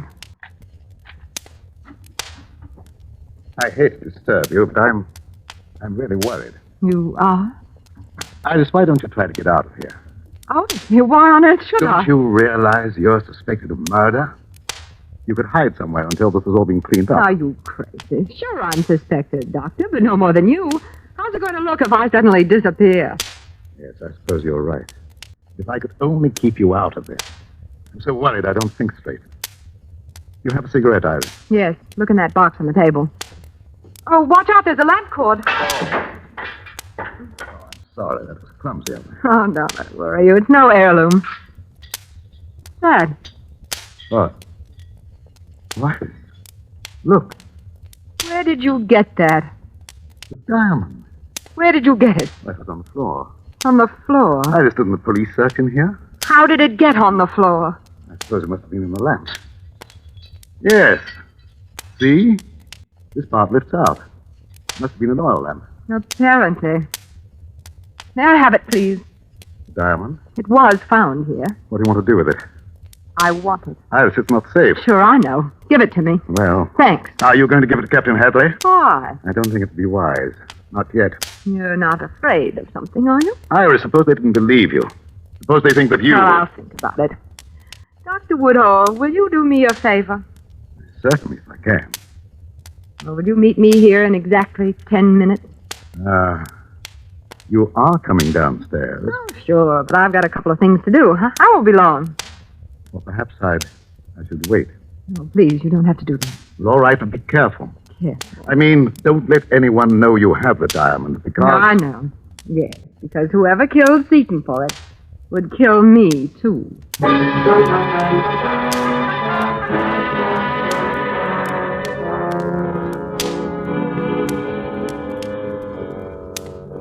I know it will be soon. Tonight. It has to be. What? Yes, I'll do it as loud as I can, but don't slip because I'm counting on you and...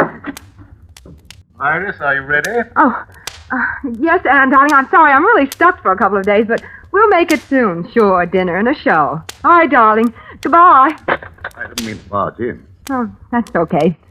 Let's go downstairs. Where are the others? You mean Harold and Van Houten? I think I heard them when I came up. Yes, they're in the office. Listen. Come on, let's go in. Only be for a few days. Oh, we wondered if you were coming down, Iris. My, you startled me. We're not intruding. Intruding? It sounded like you were having a little argument. Oh, no, it wasn't that exactly. You see, we were talking about, well, dear me, I don't know why I shouldn't tell you, about an engagement ring. Engagement? Harold. I didn't want you to know I'm buying one for Mr. Van Houten. I don't have quite enough money, and I won't have for a few days. Mr. Van Houten sells rings. Oh, I thought that was understood. It's my profession. I deal in diamonds in a small way. Diamonds? To the police? Is the word diamond so surprising, sir? Naturally, the police would have to know my business with Mr. Yes, Seaton. yes, I'm sure they would. It's only... You're hinting that my apparent dislike for the late Mr. Seaton, Doctor. Well, I hated him.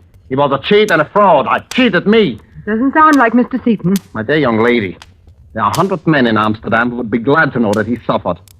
But as you know, such dislike was not the motive for this murder. Well, really, now, there's no need to be huffy, Mr. Van Houten. Well- Dear me, we all know what the motive was. I guess it was motive enough for any one of us. Yes. Look, let's face it. One of us killed Seaton, that's true, but 3 of us didn't. And yet we're all suspected. I think if the 4 of us let down our hair, maybe we can figure this thing out. Iris, I think that sounds very reasonable. If Iris needs advice or help... Maybe I do with that. I've found the diamond Dear me, found it. You found it where? in my room.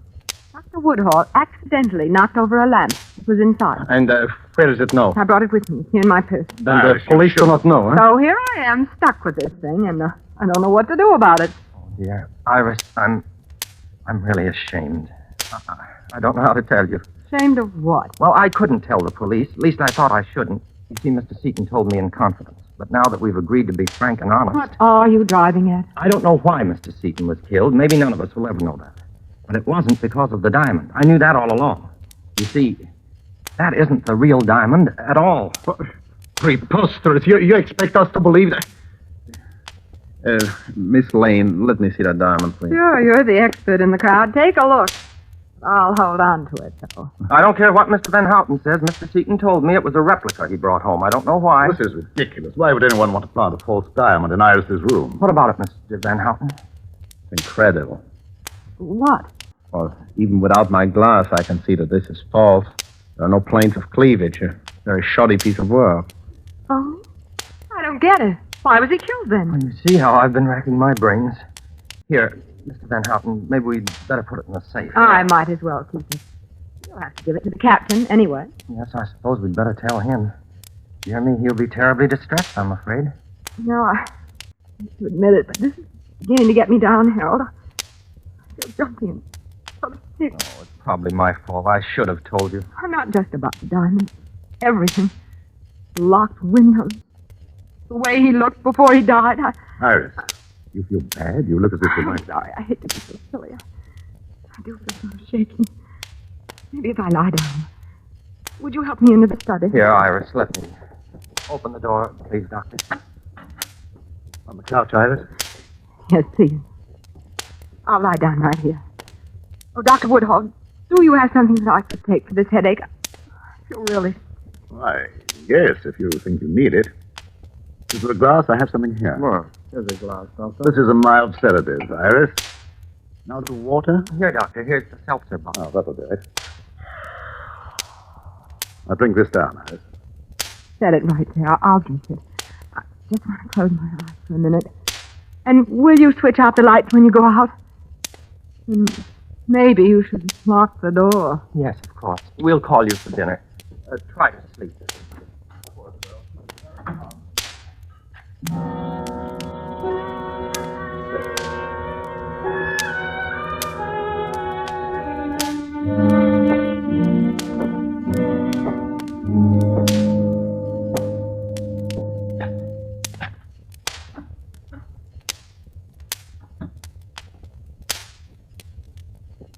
Who is it? Oh, so you are awake, eh? Van Houten. Where's the diamond? Diamond. Give it to me. Well, But you said it was false. we are not so easily fooled. We know what goes on. We? Who do you mean? Never mind. Give me the diamond. And if I don't? You know what'll happen if you don't. Who's there? What are you doing? Van Houten, what is it? What's happened? Who is it? Turn on the light. Harold. Well, I seem to have arrived just in time. Harold, you hit him. No, he's only knocked out. How are you feeling?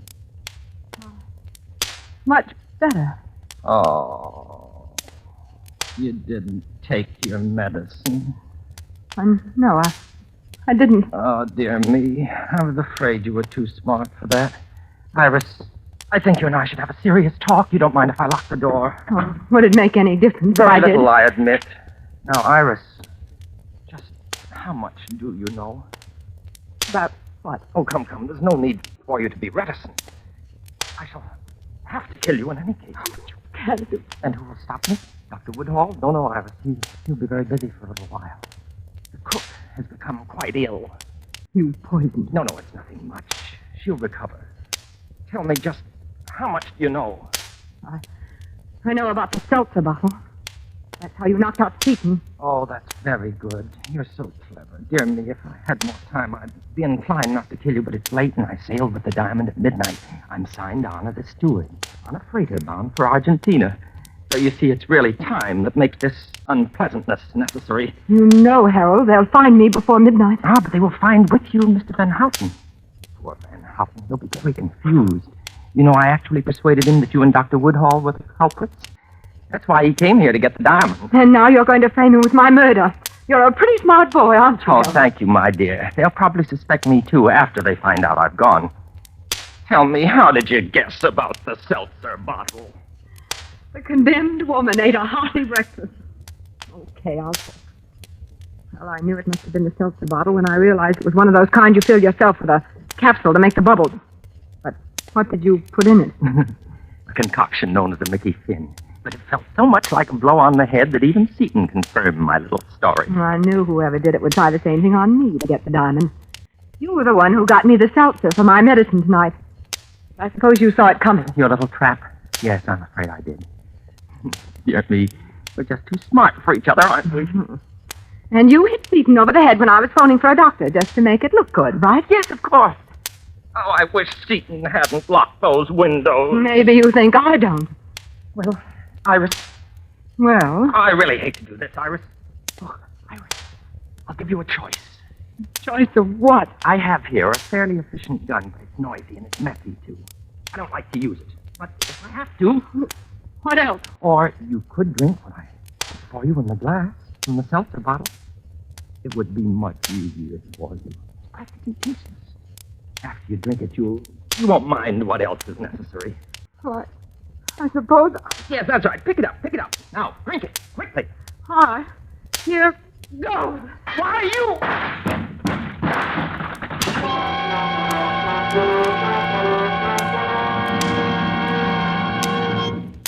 Nice timing, Captain Hadley. The glass wasn't a bad signal. It was nice timing on your part, Miss Lane, throwing yourself on the floor. You hadn't figured on the gun. No, I hadn't. Is Van Houten coming around, Doctor? Yes, he'll be all right. Okay. Come along, Harold.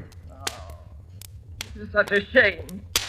Iris, before I go, I'd like to tell you how sorry I am. Sorry? Yes, about that proposal. Even if it was an alibi, I almost meant it. Dear me, it looks now as though I shall never marry. Yes. Dear me, it certainly does.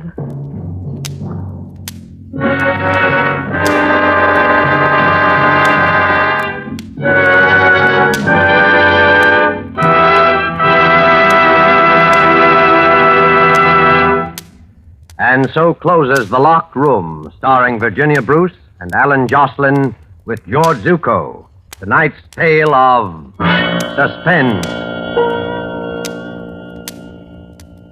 Mr. Jocelyn appeared by courtesy of 20th Century Fox. Before we tell you about next week's stars and story, Roma Wine, sponsor of these weekly suspense dramas, brings you one of tonight's stars, Miss Virginia Bruce, with a message of real importance. Miss Bruce. Somewhere the other day, I came across a small news item. It mentioned that the men and women of our armed forces, most of whose pay averages very little more than $50 a month, have subscribed a huge total of $250 million worth of United States war bonds. Ladies and gentlemen, if you need a testimonial to the worth of subscribing to the Fourth War Loan, which is now on, I think this news item supplies it. If the men and women who are fighting this war have that kind of faith in the future of our country, how can we have less? This is the time when our armed forces are making ready for the final extra effort, which will bring us victory. They need your extra support from extra purchases of war bonds. For the Fourth War Loan, one extra $100 war bond, please. Next Thursday, same time, Roma Wines will bring you two distinguished actresses, Miss Ida Lupino and Miss Agnes Moorehead. Don't forget then, next Thursday, for Ida Lupino and Agnes Moorehead in Suspense. Presented by Roma Wine, R-O-M-A, made in California for enjoyment throughout the world.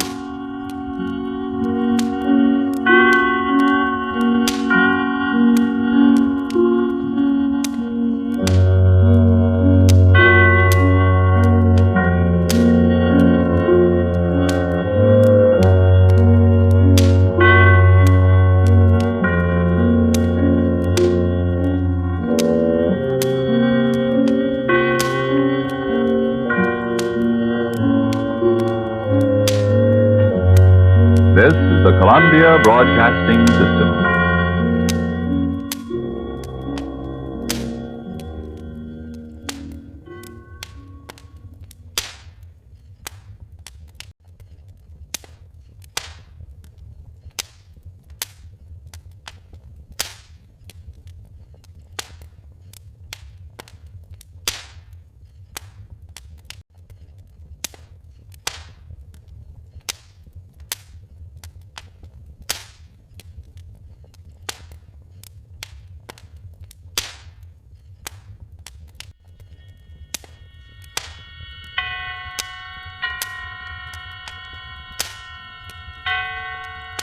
Roma Wines present Suspense.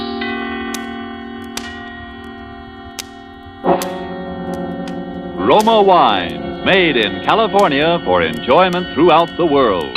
Salud. Your health, senor. Roma Wine toasts the world. The wine for your table is Roma Wine, made in California for enjoyment throughout the world. This is the Man in Black, here for the Roma Wine Company of Fresno, California, to introduce this weekly half hour of Suspense. Tonight from Hollywood, Roma Wines bring you as star Mr. Ed Gardner, better known to you perhaps as Archie, the proprietor of Duffy's Tavern, where the elite are wont to meet to eat. Mr. Gardner tonight makes his debut as a dramatic actor. He will not appear tonight as Archie, but in a role entirely different from any he has ever played before. And so with the suspense play called The Palmer Method, and with the performance of Ed Gardner as a pen-pushing gentleman named Joe Palmer, we again hope to keep you in suspense. Then I will be back at 8 o'clock. Okay, that'll be okay. You will be waiting for me? Oh, don't worry, babe. I'll be here. Oh, will I be here? Oh.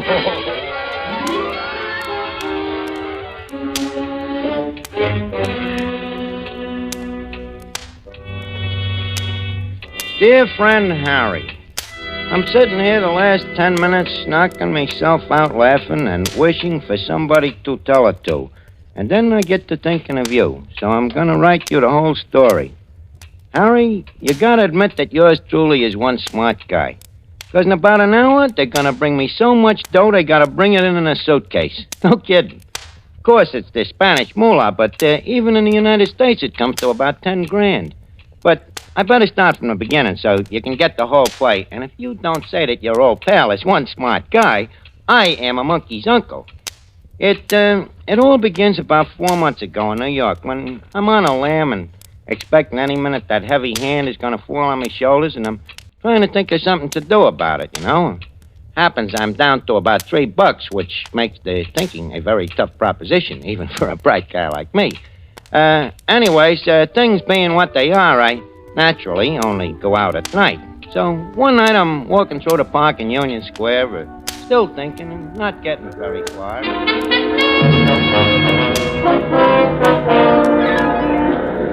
Election X3 here. FDR a landslide. Landed swamped in 46 states. Election X3. Paper, mister? Huh? Yeah, want a paper? Latest election returns.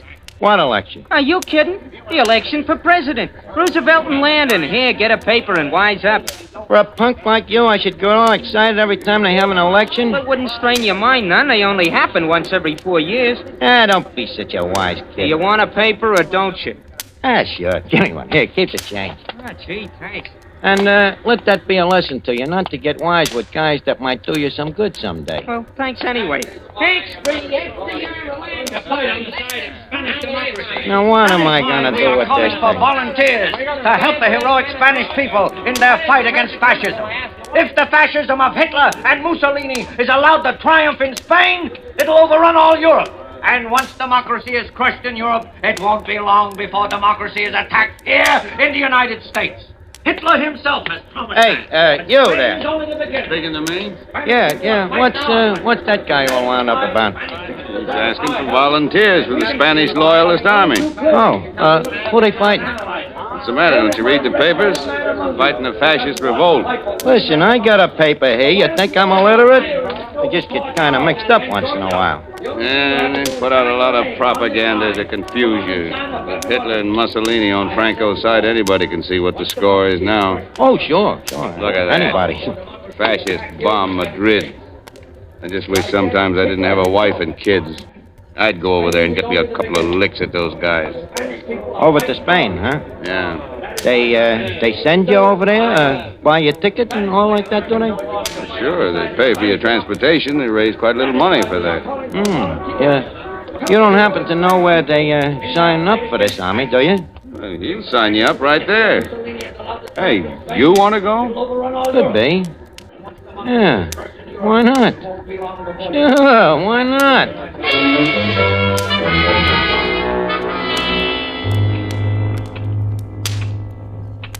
You get the play, Harry? Not so dumb, huh? I not only lamb out of the country till I cool off, but I get a free ticket. It's what I always say, Harry. A guy with real brains can always get by. Of course, I know strictly from nothing about this war, but I naturally figure it's just one of them tango revolutions, you know, like you see in the movies with a couple of guys riding around shooting off their rods at nothing in particular, and pretty soon everybody goes home. But sometimes I wish I had read more of the front pages of the papers a little more, but when I get off the boat at Spain at a burg by the name of Barcelona, I find out this ain't such a funny war after all. This fascist mob is really knocking a joint around. There's shooting going on, and they're dropping bombs from airplanes, and the next thing you know, they got me in a uniform. Huh. So I'm standing there on the railroad station with a bunch of other guys, a whole mob of us, you know. It looked like the $2 window at Belmont. It seems that we're going away somewhere, honey.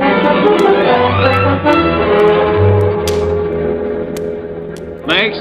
Hey, step up here, please. Next. Your name, please? Padway. George Padway. Padway. Your number 336. Car 7, compartment 3. Next, please. Palmer. Joe Palmer. How did you spell it, please? Palmer.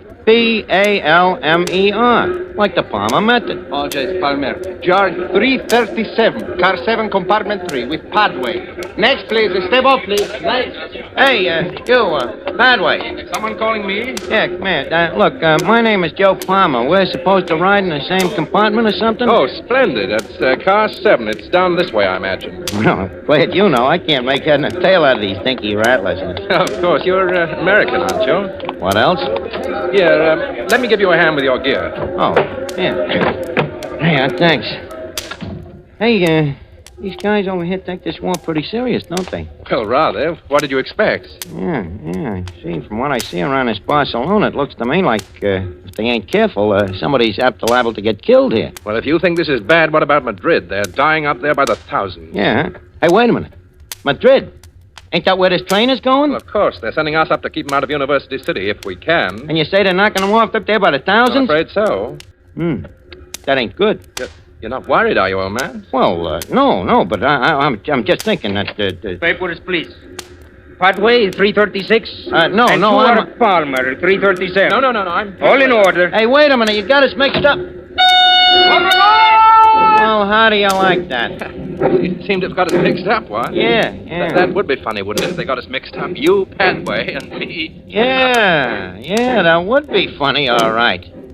That would be very funny.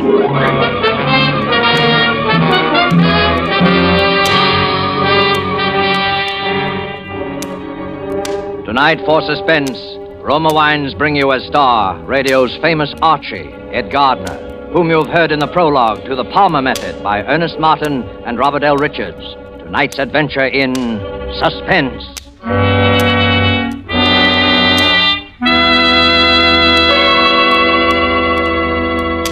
In this brief intermission in the play, let us journey in fancy to Havana and sit at a table in the gay Restaurant Paris.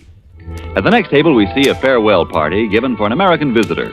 The American is wondering how he'll be able to repay in his own country the hospitality shown him in Cuba. Reassuringly, his Cuban host remarks, "Es muy fácil, amigo. Just be sure to serve wonderful Roma wine. It is wine imported by us from your own country, Roma wine." Indeed, Americans can well be proud that judges of fine wines in so many lands now acclaim the wines of California among the world's most enjoyable of all time. Of these truly superb wines, Roma wines are America's largest selling wines. If you aren't already one of the millions enjoying Roma wines regularly, as a delicious beverage anytime, to add sparkle to any meal, to smarten your entertaining, make your own taste test to choose your favorite, choosing from Roma Wine's many different wine types. When you learn their modest cost here in America, with no import duty to pay, no expensive shipping charges to absorb, you'll know why we say Roma Wines are for your daily enjoyment. I'll spell out the name for you. R-O-M-A. Roma Wines. Made in California for enjoyment throughout the world. And now let us return to Joe Palmer as he sits in a hotel room in Spain writing a letter. Ed Gardner is our star in The Palmer Method, a tale well calculated to keep you in suspense.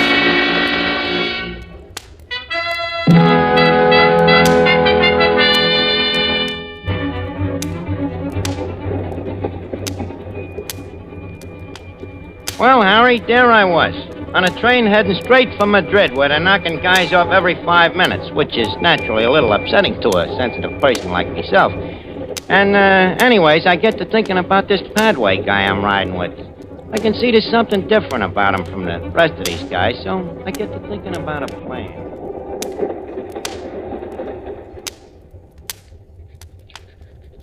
I say, what in the world are you doing there? You've been working away at it the last half an hour. Yeah, I'm just practicing. Practicing what? The Palmer Method. What in heaven's name is the Palmer Method? You never heard of the Palmer Method? It's penmanship. You know, the way they learn you to write when you're a kid. Some guy named Palmer invented it. You see, you make these ovals and lines. Pretty soon it learns you how to use your whole arm. See? Makes your writing very pretty. Aren't you a little old for that sort of thing? Well, it depends on how you look at it. With me, it's a business. You're an instructor in penmanship? Yeah, that's it. Instructor in penmanship. What's so funny? Well, look, when I was a punk kid in PS4, the only subject I can pass is penmanship. I'm a whiz at it, so naturally, my name being Palmer and all, it's kind of a standing joke in the school, the kids would holler, Joe Palmer, he flunks in everything but writing. That's the Palmer method. Oh, I see. Yeah, that's how it started, but now I still like to keep in practice because, like I say, by this time, with me, it's a business. But I still don't quite see how it can be much of a business. You ask a lot of questions, don't you? Well, I'm terribly sorry, old man. I don't mean to pry, Oh, that's all right. What about you? Me? Yeah. How about me asking you a couple of questions? Why, of course, anything you like. You're English, huh? That's right. Yeah, I could tell that right away. Really? Yeah, I could also tell that you're not exactly a stumblebum. I bet your old man is in the chips, huh? You mean wealthy? Matter of fact, he is rather. Maybe even a lord or something? Oh, no, nothing like that, really. Lesser nobility, I thought so. Big shot, huh? You ever been to this Madrid before? No, never have. You know anybody there? Not a soul, as a matter of fact. At it again, I see. I say, you never did tell me about that Palmer business. You mean how come it's a business with me? Mm-hmm. I write checks.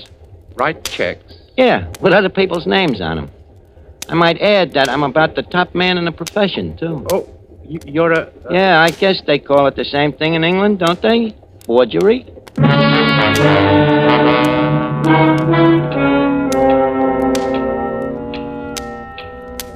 Oh, sure, I told him. So what? He don't know anybody in this Madrid, and I figure he ain't gonna know much about me, and he ain't gonna say much anyhow.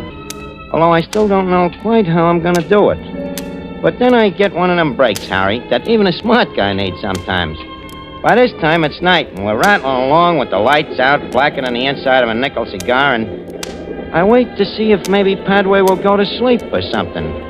Well, the next thing I know, I must have dozed off myself. As I hear a noise, and as I look out, I see it's daylight already, and we're coming to a big berg. Padway's awake, too, and he's looking over at me. You dropped something, Palmer? No, I thought you did. No. Well, hello. We must be getting into Madrid. Madrid, huh? Sure enough, pulling into the station now. Oh, that's great. That's fine. I say, old boy, you look a bit peaked. Anything wrong? No, I'm fine.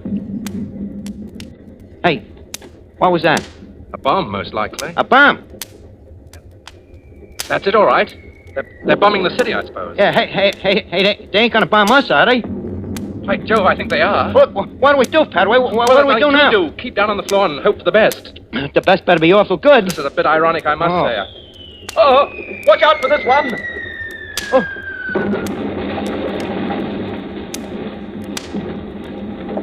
Good. Padway! Padway!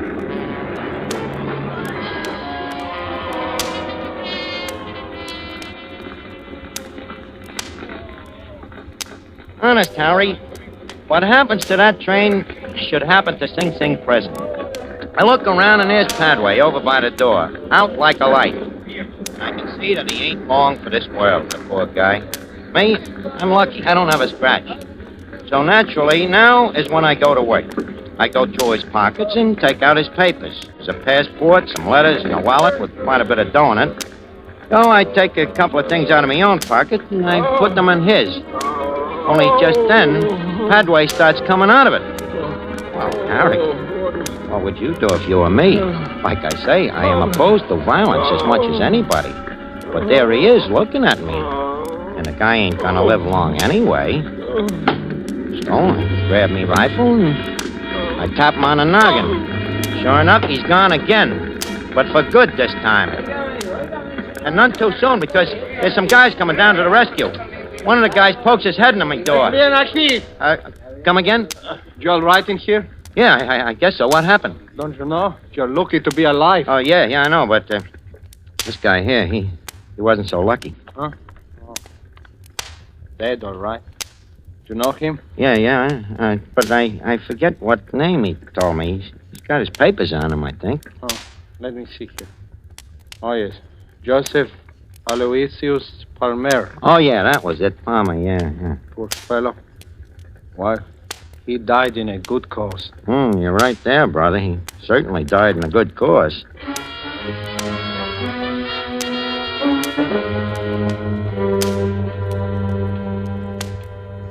Get it, Harry? Joe Palmer, who was wanted by the New York cops, is dead. And George Padway, the big shot Englishman, is me. So I duck out quick to a hotel, I get me a change of clothes, and I figure maybe I better take a look through the rest of Padway stuff to see if maybe I can get an angle. Well, I find this letter on him from some guy named E. Valankos. This letter says Valankos looks forward to meeting Padway and names a time and a place. Now, anybody else, Harry, this letter might have threw for quite a loss, but not yours truly, because I know that Valankos has never seen Padway. The letter practically says that, and Padway himself has told me he don't know nobody in Madrid. You catch on? And I figure this Valankos is probably just a guy to get me out of this army. So, what do? I simply take me pen in hand and I write a letter. Very nice and neat, in George Padway's handwriting. Dear Valankos, I says, I will likewise look forward to meeting you at the time and place you say. Signed, George Padway. So the next night I go to keep the date. No fooling, Harry. This Madrid is really in tough shape since this fascist mob has been giving it the business. People is all poor and hungry, especially the women and kids, so naturally I feel sorry for them as I brush them off and walk into this hot spot.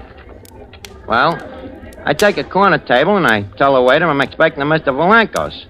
So I'm sitting there practicing with me pencil and paper, making me lines and circles, and the next thing you know, I ain't alone. Hello. Oh. Hello, Toots. What's cooking? What are you doing? Just practicing. What is it? A secret code? Yeah, that's right. The Palmer code. I like it. It's pretty. Yeah. You ain't so unpretty yourself, babe.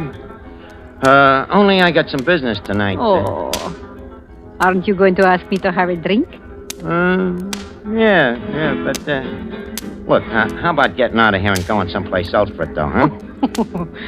What about your business? Well, with a babe like you around, I'm afraid the business will have to wait a little. Well, where shall we go? How about going up to my hotel room? You mean room 359? Yeah. Hey, wait a minute. How did you know? What is your name, senor? George Padway. So what?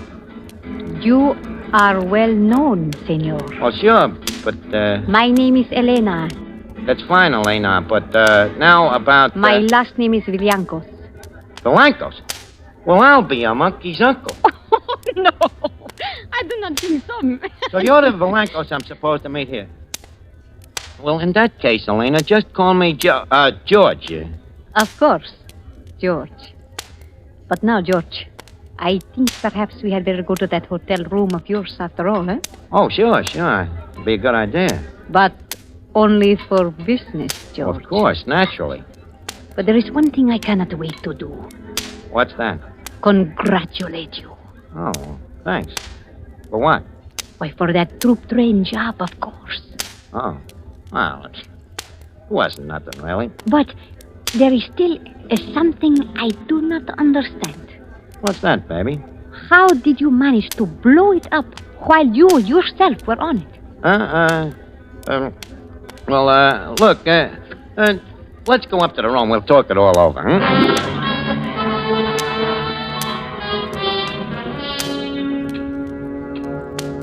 George, you still have not told me how you blew up the train and did not get killed yourself. Well, do I have to tell you everything? Perhaps that is why you are so successful, eh?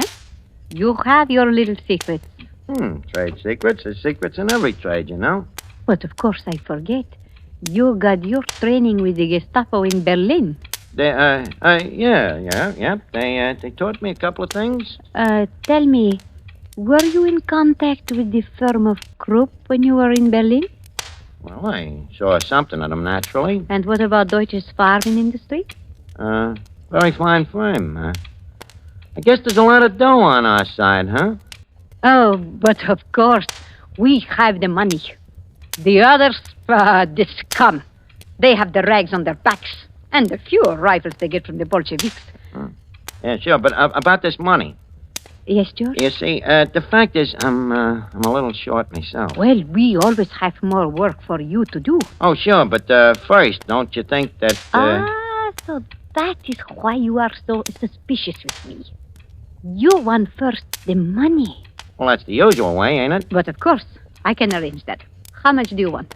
Oh, how much do you figure this job is worth? Well, perhaps as much as 50,000 pesetas. How much is that in United States dollars? I mean, pounds. About 1,000 pounds? Doesn't. I don't think I can do it for that kind of dough. 1,000 pounds is a lot of money, George. Yeah, but think of the expenses. What expenses? Well, things like, this dynamite, for instance. You know, you don't get that stuff for peanuts. Oh, George, you are teasing me. I will get you all the dynamite you want for nothing. How about the element of personal risk? This racket ain't exactly the healthiest in the world, neither, you know. There you are right, George. It is a risky profession to be a fascist saboteur. That's what I'm telling you. How much do you want? Well, I don't see how I can play ball for less than 100,000 of them, pesetas. Very well, we will pay it. Well, that's swell of you, Toots. How soon can I have the dough? I will have it here within an hour. Okay, it's a deal. And then maybe you and me will still have time to go out on a little bender, huh? Yes, perhaps we will. Yeah, and look, make it small bills, will you? They're easier to handle. It's a lot of money, but my friends and I will bring it in a suitcase. Swell. And one thing, Alina, before this next job, you might have to help me get out of the country for a little while. You know, I got certain arrangements that I gotta make. There will be no trouble there, I can assure you. Well, that's a real pal, Alina. I won't forget it, neither. I know you won't, George. Oh, George, there is one thing. Just a little formality so I can be sure to get the money. Oh, sure, babe. Anything you say. Will you write a little note for me so they will know I contacted you, you see? A note? What does the note say? Oh, just something like, I, Padre, have contacted Elena Villancos, and we are agreed on future procedure. Well, I guess that'll be all right. Okay, I have contacted Elena Villancos, and we are agreed on future procedure. Signed, George Padway. Hey, okay? Thank you, George. Well, I think you better run along now, Then I will be back at 8 o'clock. Okay, that'll be okay. You will be waiting for me? Don't worry, babe. I'll be here. Brother, will I be here?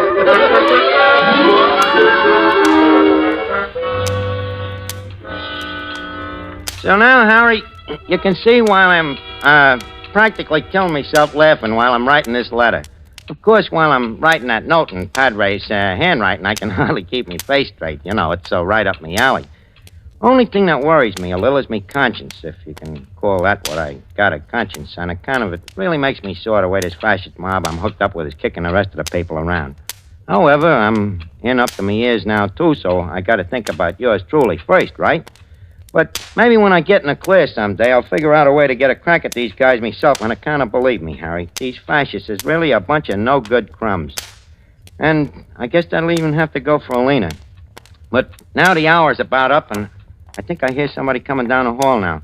I'll tell you the payoff on all this when I see you in little old New York. In the meantime, Harry, keep your shirt on and try not to die from envy of your old friend Joe Palmer. Okay, babe, I'm coming. Well, right on time, huh? Yes. Senor Padre, this is Senor Martinez, Senor Quintero. Oh, hiya, fellas. Got the old suitcase, huh? Have any trouble getting the dough? No trouble. Well, maybe we better open it up and count it, huh? Just in case. Yes, I think we should. Go on, open it. Yes, senor. You know, Elena, I never would have... Hey! What's that Tommy gun doing in there? Where's the dough? What's the matter? Are you afraid, my fascist friend? Wait a minute, what about you? Ain't you? Ah, not quite. I am an agent of the Republic of Spain, Senor Padre. We have been waiting a long time to trap you, my friend, but now we bring you your reward. Elena, wait a minute. Tell that guy to put that gun away. You gotta let me explain. I ain't no fascist. My name ain't even Padway. My name is Joe Palmer. I'm an American guy. I just come over here to fight for your side. No kidding. You can find it out from your friends in New York. I'm the guy that even killed Padway. Who wrote the letter to me? Who wrote the note for me tonight in the handwriting that we even compared with all our other correspondence with Padway just to make sure? Well, I did, sure, but that's me racket. Handwriting, forgery. I'm telling you, I'm Joe Palmer. Can you prove it? Sure I can. Yeah. I guess maybe I can't, huh? The handwriting. Yeah. Yes, like I said to Padway, I'm the best in the business. It's kind of funny now, ain't it? We're wasting time. Okay. Guess there's no use talking. Guess I've been a heel. I outsmarted myself. But I want you to know one thing. I was really kind of on a level in my own way toward the end, but oh, what's the difference? Just one thing I want you to know for your own information. I'm swearing it. The guy you're bumping off is Joe Palmer of the International Brigade. Palmer. Like the on, Palmer. Martinez. Palmer.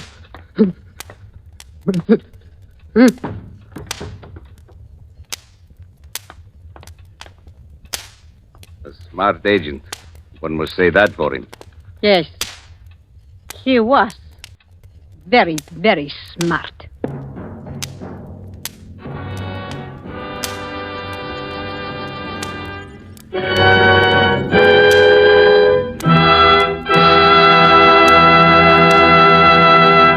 And so closes The Palmer Method, starring Ed Gardner, tonight's tale of suspense. Before Mr. Gardner returns to our microphone, let me give you a suggestion that you will find can add to the success of your next dinner party at home.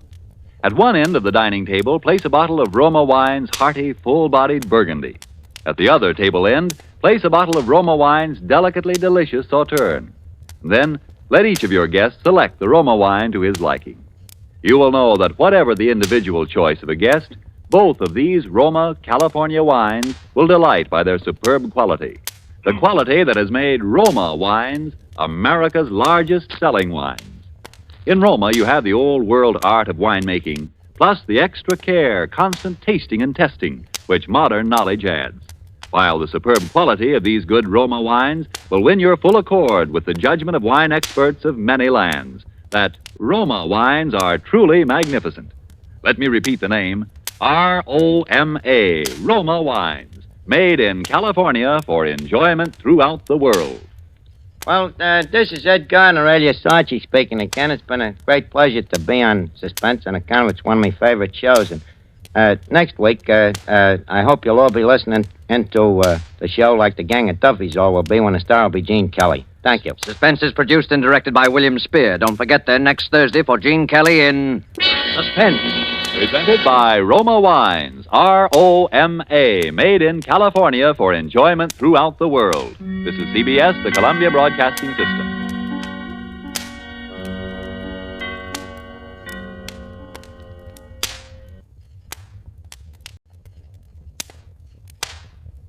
Now, Roma Wines present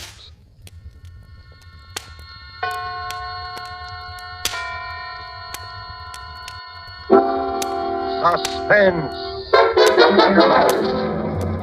Tonight's Banquo's Chair, starring Donald Crisp and John Loder.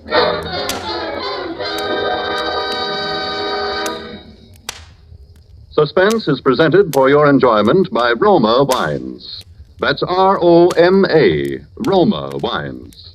Those excellent California wines that can add so much pleasantness to the way you live, to your happiness in entertaining guests, to your enjoyment of everyday meals. Yes, right now a glassful would be very pleasant, as Roma Wines bring you Suspense. This is the Man in Black, here to introduce this weekly half hour of Suspense. This evening, Roma Wines bring you as stars two distinguished gentlemen from the Hollywood sound stages, Donald Crisp and John Loder. Mr. Crisp and Mr. Loder are here to enact for us a strange and startling drama in which they, in the interests of justice, made use of an unusual method to wring a confession of guilt from a criminal. But before we raise the curtain on Rupert Croft Cook's story, Banquo's Chair, which is tonight's study in suspense, here is a message from your host. Let us picture a scene beneath a radiant Caribbean moon at the fashionable Hotel Nacional de Cuba in Havana. An American dinner guest has just raised his glass in a toast to Havana, its traditions, its beauty, the superb dinner, the wine. His Cuban host replies, true, the traditions, the scenery, and the food you enjoy, they are Cuban. But the wine of which you speak so highly, that is of your country. It is the famed Roma wine, made in your own California. Yes, it may surprise you that California produces Roma wines of such uniformly superb quality that they are imported by many foreign countries. But millions of Americans do know and enjoy the excellence of Roma wines daily, with meals and when entertaining. These millions have made Roma America's largest selling wines. They know, too, that Roma wines are amazingly inexpensive, only pennies a glass, for wines of such distinguished character. That's because here in America you pay no high import duty, no expensive shipping charges for Roma, wines that combine age-old winemaking skill with modern testing and quality control. So ask for R-O-M-A, Roma wines, made in California for enjoyment throughout the world. And now with Banquo's Chair, and with the performances of Donald Crisp as Sir William Brent, and John Loder as Arthur Grange, Sir William's friend who relates the story to us, we again hope to keep you in suspense.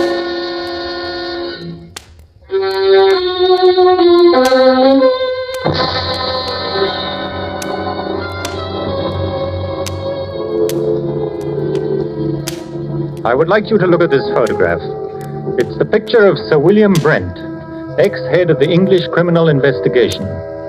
I knew Sir William well, and he always terrified me. Not in the sense that he was brutal or evil, he was none of that. But look at that cold face, particularly his eyes. When he looked at you, you flushed with guilt. Every misdeed you ever committed in your life floated over your face. A glance from him made you feel as if you were stark naked. He saw you with all your defenses down. I'm going to tell you about Sir William's last case. A case that, well, even recalling it sends real shudders through me. I swear it's true. I wish I never had, but I saw it with my own eyes. I witnessed it in all its dreadful details. One night about 11 in the evening at the club, a boy came up to me. Telegram for you, sir. I ripped open the envelope and read the telegram. Dear Arthur, will you come and dine with me at Turret House, Sydenham on Thursday?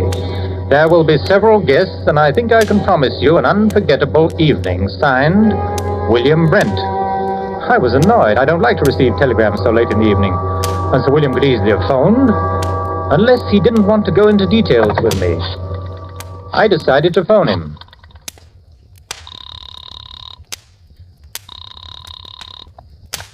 Hello? Hello? And this is Arthur Grange calling. Yes, I know. Did you receive my telegram? Yes, Sir William. What's all the mystery about? I'll tell you about that on Thursday. Are you coming?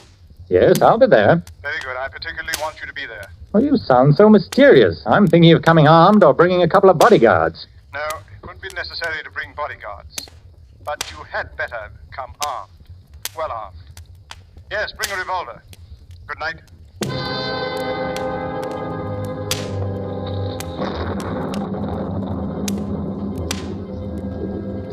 Early Thursday evening, I made my way to Turret House. A windy November rain slashed at the streets. Turret House is a huge red brick, unpleasantly somber mansion, an ugly product of Queen Victoria's time. There it squatted, back of the road, almost hidden from view by several dripping pine trees. The neighborhood had seen better days. I walked up along the unkept path until I reached the great oaken door.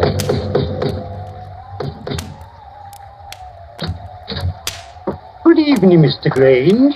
I was waiting for you. Hello, Len. Nasty night, sir, isn't it? It's not much warmer in here. There's a fire in the dining room, sir. Good. Whatever made Sir William move into this drafty dungeon? Oh, we haven't moved in, sir. It's only temporary.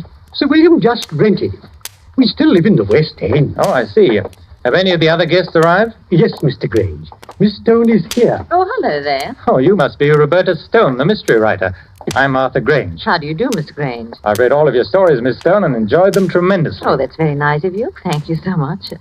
Listen, just what's going on here tonight? I don't know. Sir William sounded awfully mysterious. Didn't he, though? He told me to come armed. He told me the same thing. Here's my gun. I must admit, I've never fired it in my life. It scares me to death. Why do you suppose he picked a spot like this to give a dinner party? Oh, it's the scene of the crime. Huh? What crime? Murder. A particularly unpleasant one. Really? I must say the murderer couldn't have picked a more ideal setting. Well, good evening, Roberta. Arthur. Hello. I'm glad you're both on time. Hello, Sir William. Nice apartment you have here. A sort of mausoleum and dining room combined. You're a bit afraid, aren't you? Of course not. Why should I be? Your eyes give you away. What's all this about? You invite us to this God-forsaken damp dungeon and tell us to come armed? Now, don't be upset, Arthur. It's only a precaution. Who's the other guest, Sir William? Well, there are two more guests. But first, I'll tell you all about it. Lane, will you serve the drinks? Yes, Sir William. Now, I'll tell you what's going to happen tonight.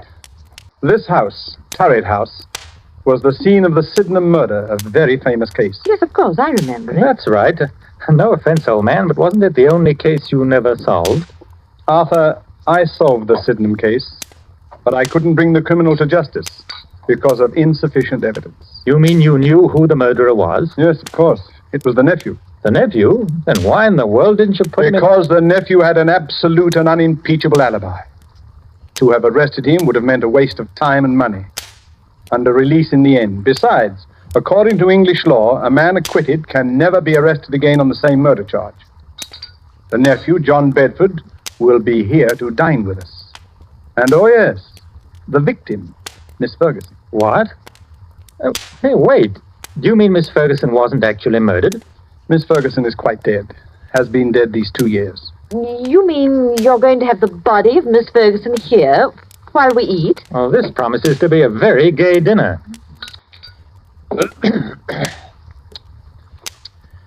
Now, see here. As you both know, I've never lost a case, except the Sydenham murder, which will be finished tonight. Now, I'm an egotist. I don't believe there's a criminal in all England that can outwit me.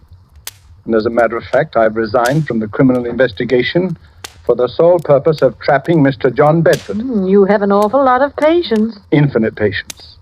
I devoted 2 years to this case, and now that my moment of triumph has arrived, I wanted to have some witnesses.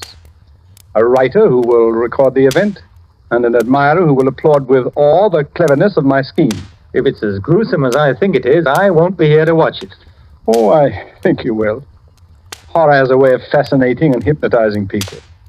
Besides, Arthur, you'd be ashamed to run out now? Oh, I'll stay, of course. So will I. Oh, good. Now, before I tell you my scheme, let me first acquaint you with the details of the murder. Well, exactly 2 years ago tonight, in this very house, old Miss Ferguson...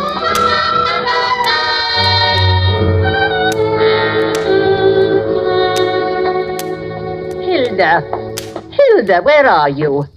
Oh, where is that foolish maid? Miss Ferguson? Why don't you answer when I call? Well, I was in the kitchen, Mum. It's after 10 o'clock. You should be on your way home. Well, I was just about to leave. Has my nephew called? No, Mum. Mr. Bedford hasn't called since yesterday. I told him he couldn't come in, just like you said. I don't ever want to see him again. He's no good. He's an evil man who will come to an evil end. You're never to let him in here, Hilda. He won't ever come in this house if I can help it. No, Mum. Now you'd better run along. And make sure all the doors are bolted. Yes, Mum. I'll change my will. Won't leave him a penny, I won't. Good night, Miss Ferguson. Oh, good night, Hilda. Good night. Who does he think he is? In the morning, I'll change the will. That's what I... Who's there? Who is it? It's I, Aunt Martha. Your own affectionate nephew. What are you doing in my house? Oh, you're not at all pleased to see me. Your only living relative, too. I'd like you to leave at once or I'll call the police. I'd rather not, Auntie. I want to have a talk with you. You don't want to talk to me. All you want is money. Yes, Auntie. I want money, and lots of it. You've got all the money you'll ever get out of me. You won't even get a penny after I die. I'll see to that. Perhaps you'll appreciate the value of money after you've worked for it. Why are you wearing gloves? I've made up my mind, Auntie. What are you doing? Keep away! You're an old woman, Auntie. All that money is no good for you. You can't ever use it. I'm young. Money means life to me, a rich and gay life. You're old, Auntie, and you're going to die soon anyway. No, it can't be. You're not going to do that. Yes, Auntie, I am. You don't want to live anyway, Auntie. You're lonely, sick, and old. I'm doing you a favor. Nobody can hear you, Auntie. I'm your heir, your only heir, Auntie, your next of kin. The estate is going to be mine, Auntie. All of it.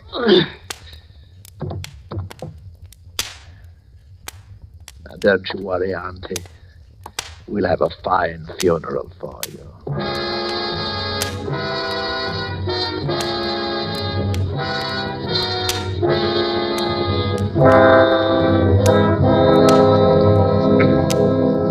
Yes, that's pretty much the way old Mrs. Ferguson was murdered. Hilda found the body the next morning. I immediately went to work on the case. All the evidence pointed to John Bedford. Everyone believed he committed the crime. He almost admitted it himself. I had him brought into my office for questioning. Well, how do you do, Sir William? Cigarette? Thank you. Well, how does it feel to kill your own aunt? May I have a light, please? Yes, of course. Thank you. I wouldn't know, Sir William. You see, I never killed anyone. Have you? I have, Mr. Bedford. I've sent quite a few to the gallows. So I understand. What was your relationship to Miss Ferguson? She was my aunt. Well, don't be flippant. Well, to tell you the truth, sir, my aunt didn't like me. She thought I was a spendthrift and a useless parasite, and she was quite right. Now, I believe it's customary to ask the accused his whereabouts on the night of the crime. Yes, it is. And won't you tell me? In jail. I had a little too much and got into a bit of a tiff with someone. That's quite an alibi. Oh, quite a fact.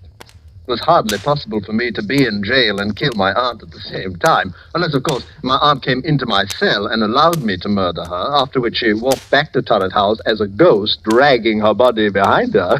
Hardly possible. Don't you think you ought to check my story? I already have. You've done a very skillful job. Too bad you couldn't use your talents for something constructive. Well, then, why don't you arrest me, Sir William? No, Mr. Bedford. I have time. Plenty of time. Well, you'd better work fast. By the time you get around to me, I'll have spent all of my aunt's beautiful money. It's not the money we're after. It's you and your beautiful life. Good day, Mr. Bedford.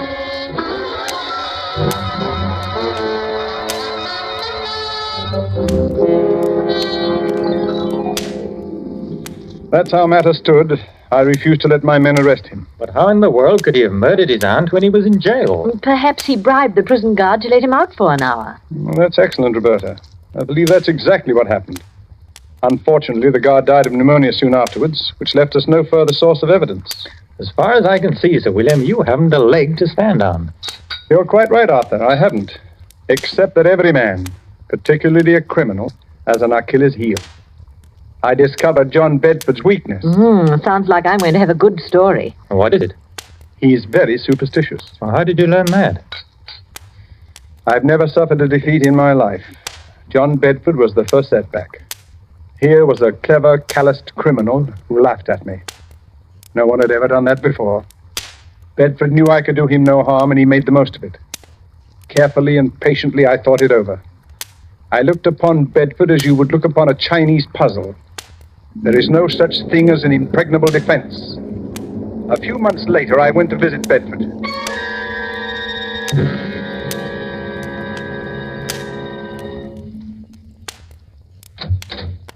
Oh, Sir William, what a surprise. Won't you come in, please? Thank you, Mr. Bedford. Oh, I'm really honored to have the great Sir William Brent pay me a visit. You're not after any more clues, I hope. It does get rather tedious. Yes. No, not at all. I know when I'm licked. Well, I don't want to appear smug, sir, but everyone has his Waterloo. You have a drink? No, thanks. I suppose you're curious about why I came here? Well, I hardly imagine it was a friendly visit. I've resigned from the criminal investigation. I'm a private citizen now. Yes, I heard about that. You know, most people misunderstand me. It wasn't my love for justice that made me pursue my profession with such tenacity and success. Yeah? Of course, with the sole exception of your case, of course. It was a game of skill to me. My wits against all comers. I lost in your case. But then we've all got to lose sometime. I don't believe you, Sir William. You're still after me. But I'm afraid it's no go. I've kept out of trouble so far, Knockwood. That's an odd habit for a man like you, Bedford. You're not superstitious, are you? Of course not. Well, now as to the reason for my visit. I noticed in the papers that you're looking for a tenant for Turret House. Why, yes, I am. I'd like to rent it. Well, the scene of the crime, eh? Well, of course, why not? There's no harm in it. As a matter of fact, I'll let you have it very cheaply.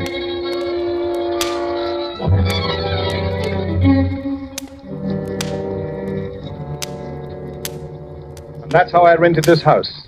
The house where the murder was committed. But what's your plan? It had better be a good one. Mr. Bedford sounds like a hard customer. Yes, it's a strange plan, but an effective one. I saw Bedford frequently. Our acquaintance blossomed into a kind of friendship. An armed friendship, of course. He knew I was out to get him, and I wanted him to know that. He's vain, very vain, and this game intrigued him. I also learned he's a very superstitious. Tonight is the anniversary of the murder, and tonight Mr. Bedford dines with us at 8 o'clock. It's nearly 8 now. Now, this is the plan. You know May Wakefield, of course. Naturally, the Shakespearean actress. That's right. Now, during dinner, Miss Wakefield will enter the room in the precise likeness of Miss Ferguson, the murdered woman. We, of course, will pretend not to see her. We remain outwardly unconscious of her. Only Bedford will be aware of her presence. I believe Bedford will confess. But this is the anniversary. I'd imagine you'd keep away on this night. He's giddy with success.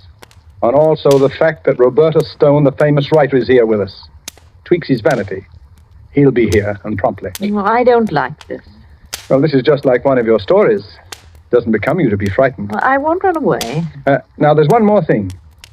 During dinner, the electric lights will be switched off at the main, and candles will be lit. We must have the correct atmosphere.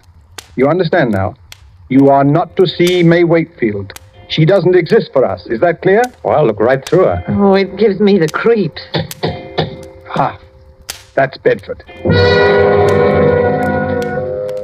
The appearance of John Bedford suddenly made the whole scene grimly real. He was a tall, well-built man in his late 30s, immaculately dressed and perfectly groomed.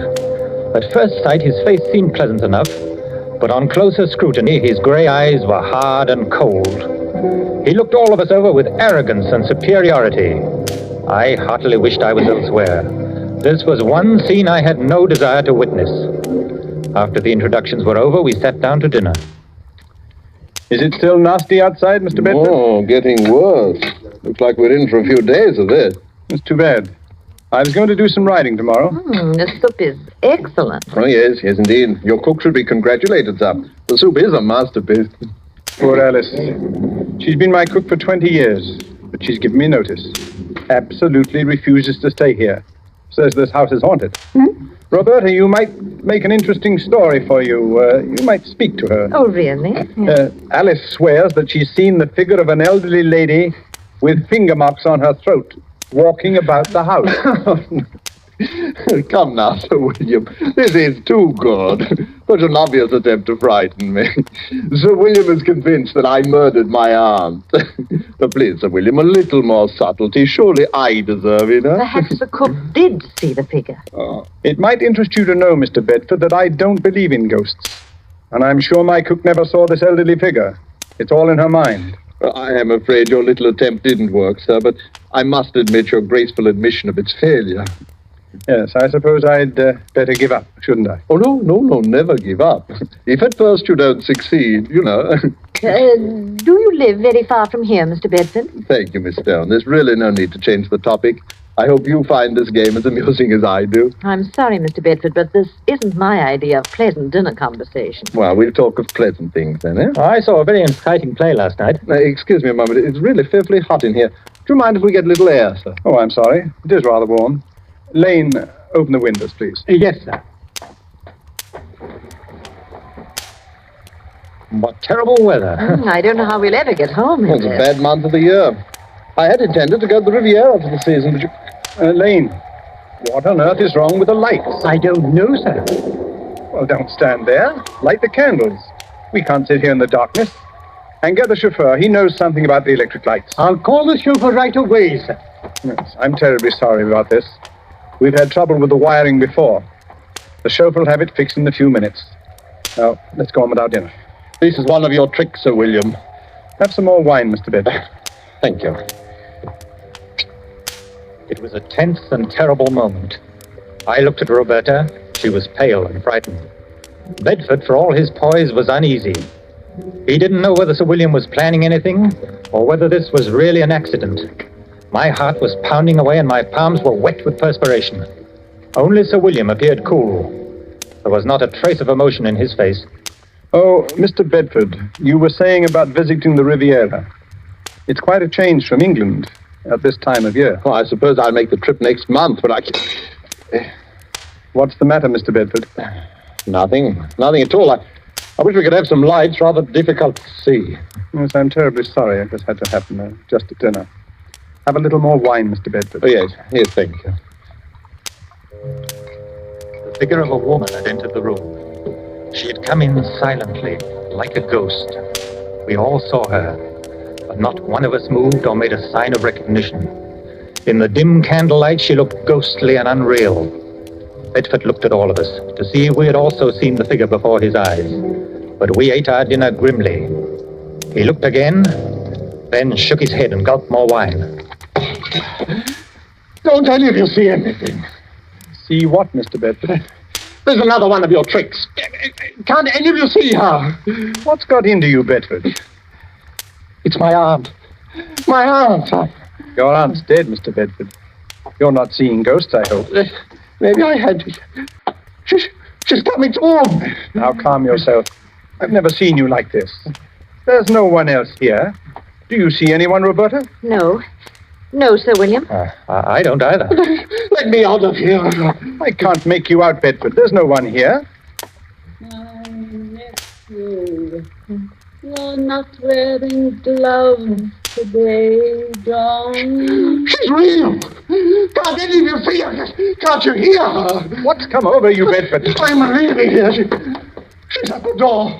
She won't let me out. I'm an old woman. Money is no good for me.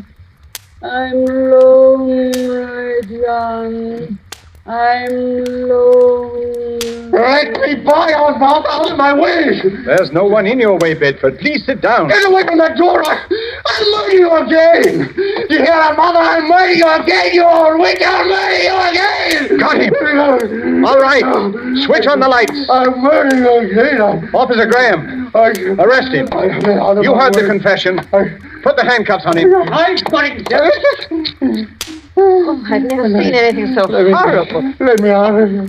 Well, Bedford, it seems that I finally caught up with you. I'll kill her again. I'll kill her again. That wasn't your aunt. It was Miss Wakefield, the actress. I'll kill her again. I'll kill her again. Take him away, Graham.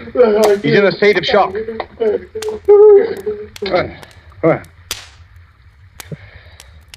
Well, shall we continue with our dinner? I hope you're fully satisfied, Sir William. Quite. It's been a long job, but it has ended as I knew it would. I'm most grateful to you both for your help. I thought it was a pretty grim affair. I must say you know your job. May Wakefield certainly knew hers. That was the finest piece of acting I've ever seen. Yes. Her makeup was incredibly good. I must congratulate her. She's probably gone to her room. Oh, Elaine. Yes, sir. Please call Miss Wakefield. Miss Wakefield, sir? Yes, the lady who's been assisting us this evening. I haven't seen her, sir. But I look for her, sir. Yes, we'll tell her to come down and join us. We have a fine dinner waiting for her. Oh, excuse me, sir, but this telegram came a little while ago. I didn't want to disturb you during dinner. Oh, let me have it.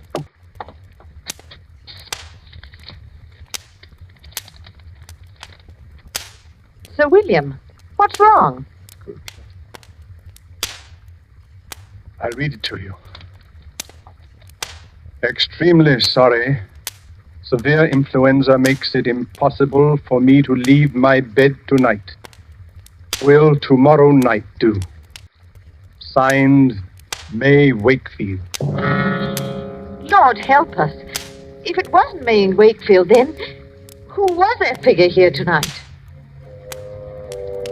There was no answer. I looked at Sir William, staring at the telegram. His face was gray and stony. On his left temple, a crooked blue vein stood out. It twitched once or twice, and then was motionless. He looked as though he'd seen a ghost.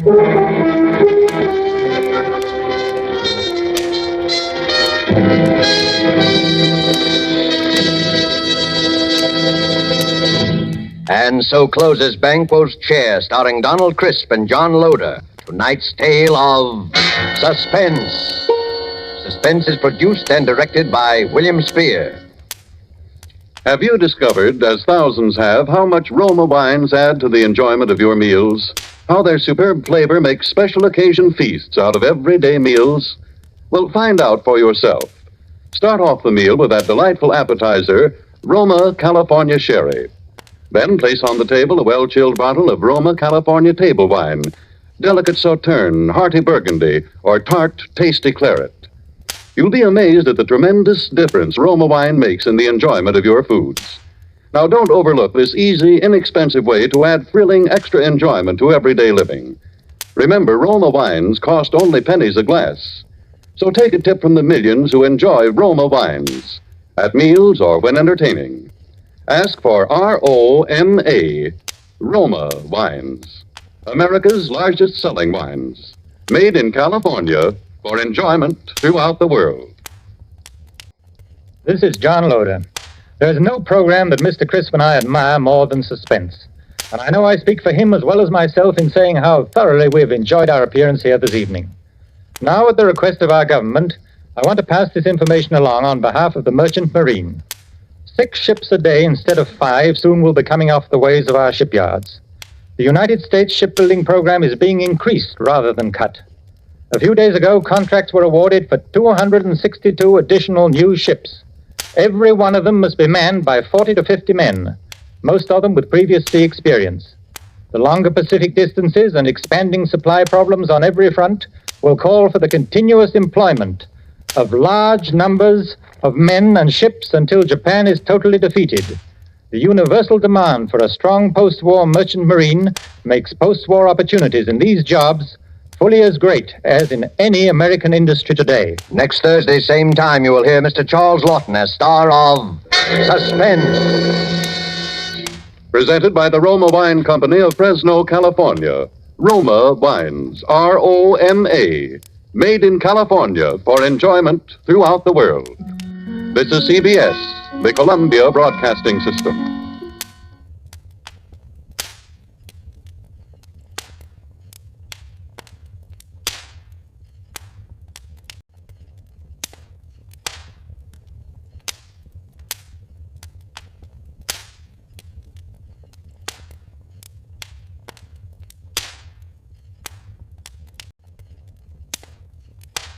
Now, Roma Wines present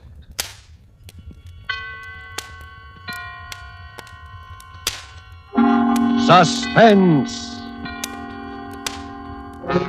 Tonight, The Merry Widower, starring Reginald Gardner. Suspense is presented for your enjoyment by Roma Wines. That's R-O-M-A, Roma Wines. Those excellent California wines that can add so much pleasantness to the way you live, to your happiness in entertaining guests, to your enjoyment of everyday meals. Yes, right now a glassful would be very pleasant as Roma Wines bring you Suspense.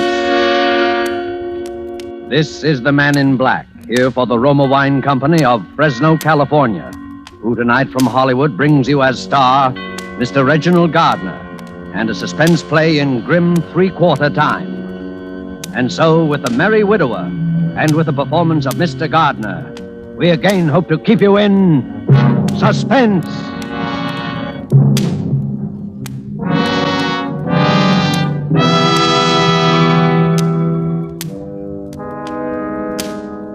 While we're swaying to the playing of the dance, Oh, George! eyes will listen as George Muncie, we if you don't listen to me... My good woman, pray, what is the meaning of this intrusion? What? Oh, hello, Ethel. I say, who do you think you're calling my good woman? Well, for a moment, I didn't know who it was, that's all. You didn't know who it was?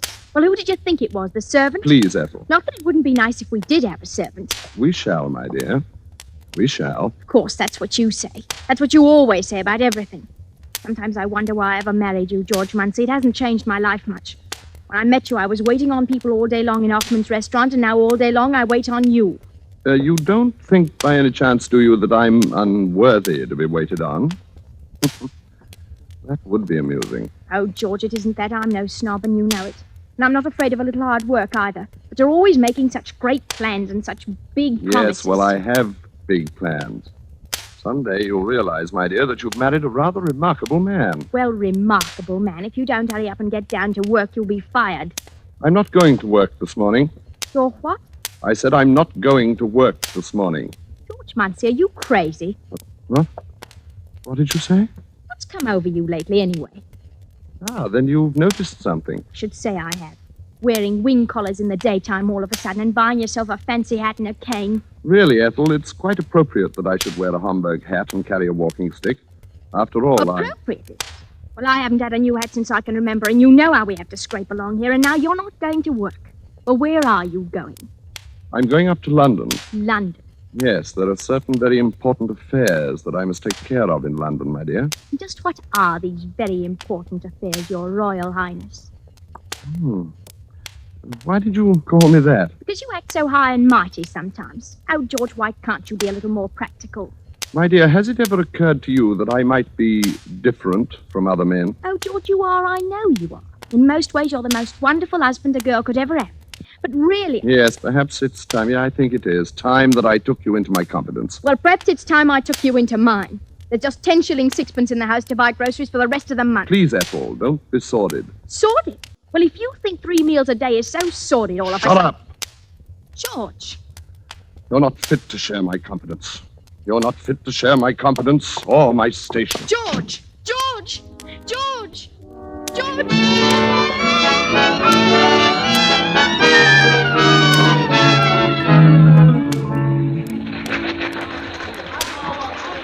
Encore! Encore!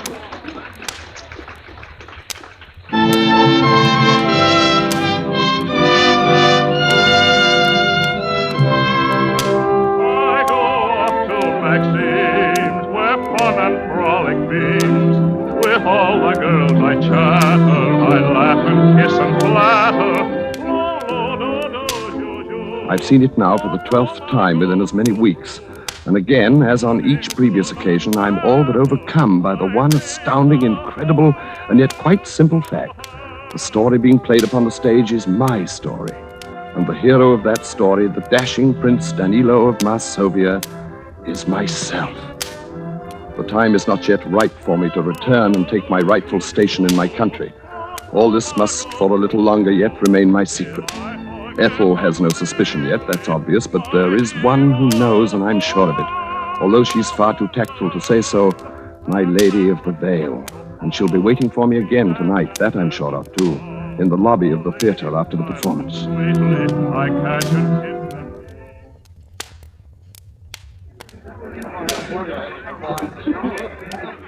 Ah, fair lady. It's you again. My, this is a coincidence. No, I'd set my heart on meeting you again. May I walk a little way with you, fair lady? If you like. Shall we go through the park? If you like. Till we meet again. You must be almost as fond of the play as I am. Fond of it? Well, that's hardly the word for it now, is it? But I suppose you have some special reason. Ah, then you do suspect me. Oh, now, one doesn't have to be a mind reader for that. Every young man in town is halfway in love with a merry widow as it is. Not every young man, fair lady. Remember, the prince himself does not return her love until the very last. Well, that's so. That's as it must be, fair lady. If you don't stop calling me fair lady, I shall have to start calling you Prince Charming. Shall we sit here? You know something? What? You've never told me your name. Haven't I? No. What is your name? My name? Why, as a matter of fact, it's Prince. Prince? And what's your first name? My first name? Yes. Daniel. Daniel Prince. Well, that's rather like the name in the play. Daniel Prince, Prince Danilo.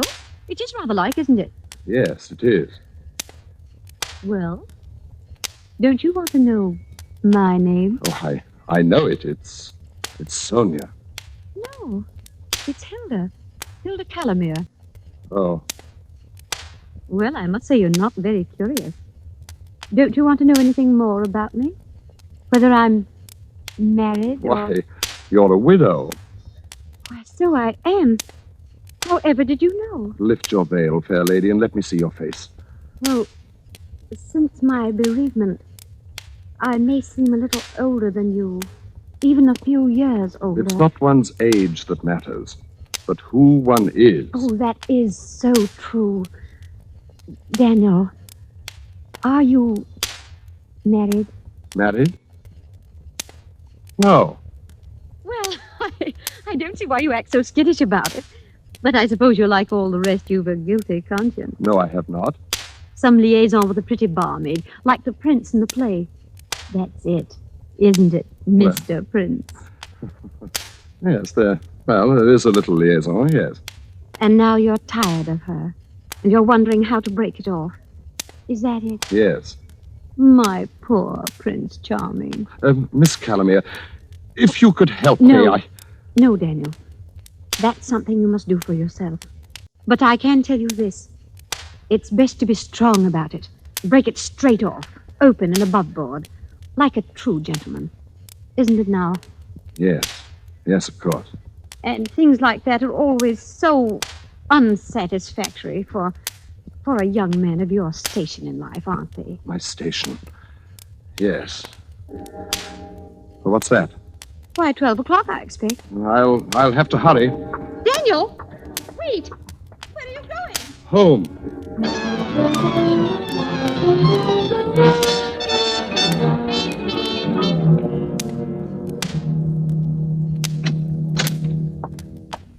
George? Is that you, George? Yes, my dear. Oh, I must have fallen asleep waiting for you. What time is it? A little after 1, I think. After 1? Where in the world have you been all this time? I told you this morning that I had certain very important matters to attend to in London. And what are these important matters, may I ask, that keep you out until 1 o'clock in the morning? Ethel, tell me, do you believe in morganatic marriages? In what? Morganatic marriages. Whatever's that? When a person of royal blood marries someone beneath his station. I never thought about it. I don't see what's wrong with it if they're both in love. Why in the world do you ask me a question like that? I just wanted to know what you thought. You are an odd one. I still don't Please, see... Ethel, I'm very tired. I think we should get to bed. All right. I don't want to quarrel with you tonight of all nights.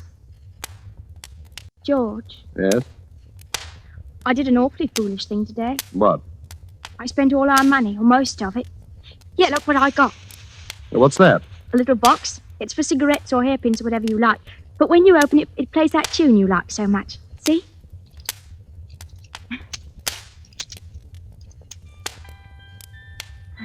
Well, that was very thoughtful of you, Ethel. It's really quite appropriate. Here now, I didn't get it for you. Look what else I got. Well, what are those? Why, you can see what they are, a sand bucket and a sailboat. Well, why did you get them? Oh, I know it's silly and all, but... George, if we were to have a baby... A baby? Yes, mind you, I didn't say we will. It's impossible. Oh, it's not impossible either. I tell you it is. It's not the way the thing should happen at all. The way what, what should It's happen? all wrong. It's not fitting to my station. It can't happen. Oh, it can't. Well, if I want to have a baby, it's little enough I get out of life. Ethel! George, I thought you'd be happy if you thought that. Of course, my dear, of course. Yes, the idea just came as something of a surprise, that's all. Then you mean Well, that let's you... talk about it in the morning, my dear. I think now I shall take a bath. A bath at this time of night? Good for the nerves, you know. Relaxing. Well, do hurry then. Shan't be long. George! I can't hear you. Oh, it's no great matter. What is it? Why don't you come in here and talk to me? Well, all right. George, don't you think the baby would like this music box? It is rather sweet, isn't it? Oh, I thought you were going to take a bath. I've changed my mind. George, what are you doing? Look out! I'm falling!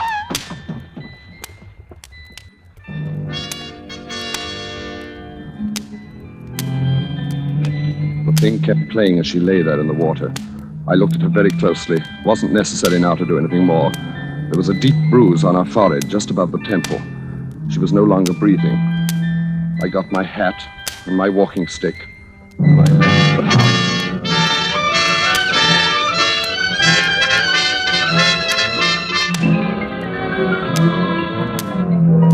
Tonight for Suspense, Roma Wines are bringing you The Merry Widower by Robert L. Richards, based on Roy Vickers' short story, The Rubber Trumpet. Reginald Gardner is the star of tonight's study in Suspense.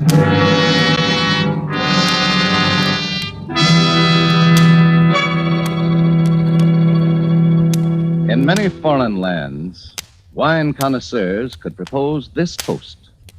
California has given us this superb wine, so delicate, so excellent in taste and bouquet, that we import it. It is famous Roma California wine. Yes, that is true. For in Roma wines, you will find the uniform qualities which make a wine truly magnificent. More Americans enjoy Roma than any other wine, for greater enjoyment of meals, for delighting their guests.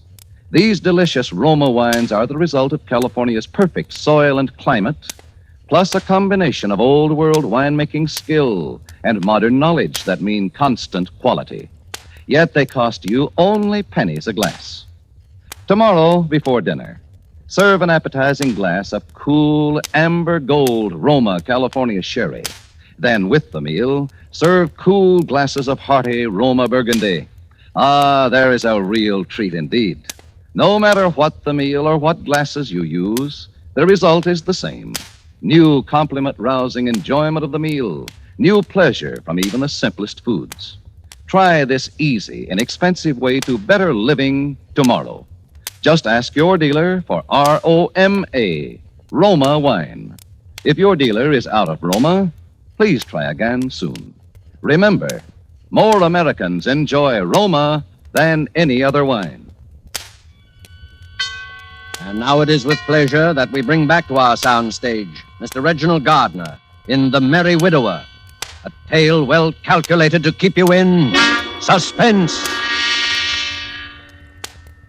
Shall I tell you more? Yes, I believe I shall. You've been very attentive, and it pleases us to have you share our confidence. Very well, then. At the performance that evening, the lovely widow and I sealed our betrothal.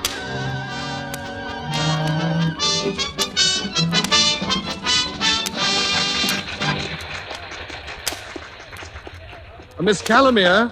Why, it's my Prince Charming. Oh, Miss Calamere, may we have our walk again, please? Why, of course. Really, I hardly expected to see you at all this evening.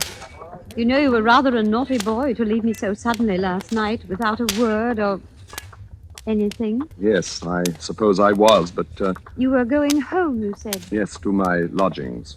Oh, of course. Tell me, did you enjoy the performance tonight? I didn't see it. I don't want ever to see it or hear it again. Oh.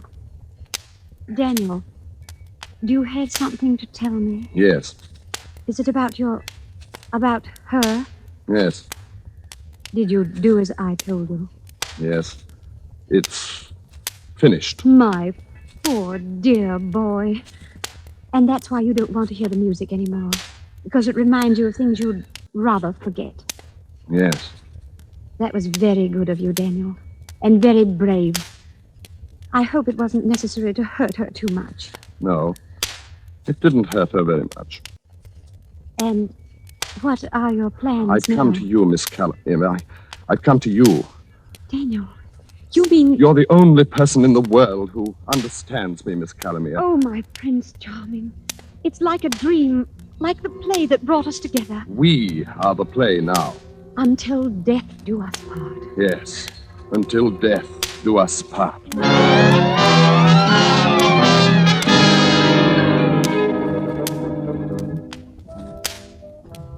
It has come off precisely as it should have. I've married the lovely widow, and we shall live happily ever after. She has a fine home and her own income, and it's very fine, and she's very good to me, and very tactful, too. She never refers to my true identity or to the impostor who continues nightly to play out my life upon the stage. At her suggestion, I've taken a position in a London chemist shop for my self-respect, she says, but of course she means the better to disguise my true name and station until the time comes. Now, each morning she walks down with me as I go to work. Now, Daniel, be sure and stop at the Hatter's on your way home and pick up your new Hamburg. I've ordered it especially for you. Yes, my dear. I'm sure it'll be very becoming. And, now let me see. Oh, yes, this is the day you're paid, isn't it? Yes, so it is. You know, I've been thinking you should have your own bank account. What would you say to that? Whatever you think best, my dear. Very well. But bring the money home as usual, and I'll arrange it all for you tomorrow. Yes, my dear. Well, here we are. Mind you come right home after work, and don't be late. We're having something very special for dinner this evening. I shall, my dear. Goodbye. Goodbye, Daniel. Oh, there you are. Good morning, Mr. Arrowsmith. You're late again, Prince. I'm sorry, Mr. Arrowsmith. Well, being sorry isn't enough. This is the second time this summer. See if it don't happen again. Yes, Mr. Arrowsmith. Now, get them fancy togs off and into your work coat with you and behind that counter. Yes, sir. Here's something new. I want you to pay attention to today. It's a novelty I want you to try out, see? I'm putting it in your counter. Oh, very good, Mr. Arrowsmith. You have to demonstrate it, so look sharp here. Yes, sir. It's a cigarette box. When you opens it, it plays a tune like this.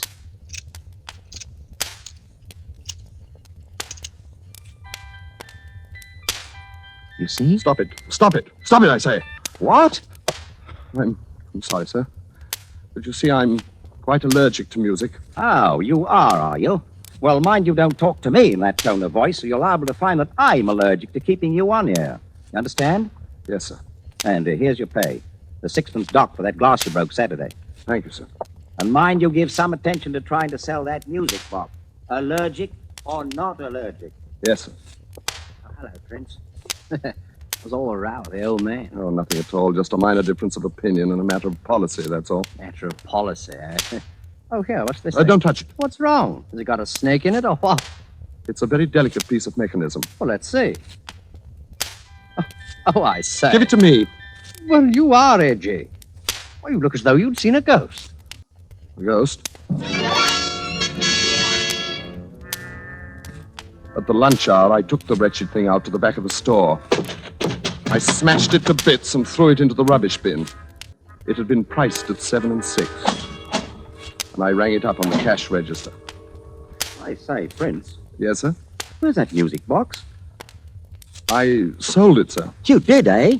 Well, that's jolly good. Nice to have you show a bit of initiative for a change. Thank you, sir. Here you are. Here's another one. What? Salesman talked me into buying 3 dozen of them. Thought for a while I'd be stuck with them, but I guess that's going to be you that's stuck with them. Eh, Prince? That's it. Now it's you that's stuck with them. 3 dozen. Yes, sir. I'll get rid of them, I'm sure. Well, come on, Prince. Let's go have a spot of lunch together, eh? No, I'm going home to lunch today. I must get something very important.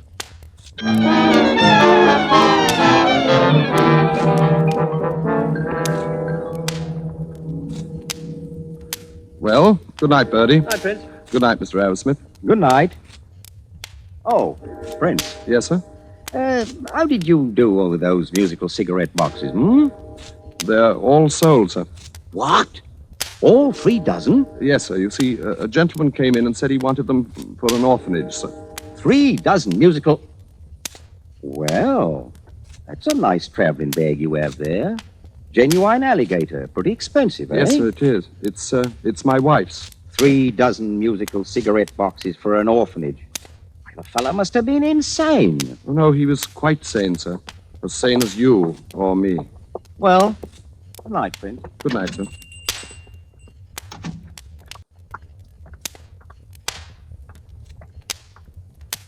Can you spare a poor man a copper, Governor? Yes, here's a shilling. Oh, God bless you, Governor. But there's something you must do. I want to give you something else. Oh, what? Here, take this suitcase. It's yours. You can do anything you like with it. Yeah. What's the game, Governor? There's no game. I'm just tired of it, that's all. It's a good bag. You can probably pawn it for a nice price. What's in it? Do you want it or don't you? All right, I'll take it. But I hope you don't have your wife act up in it or something. Then take it and shut up.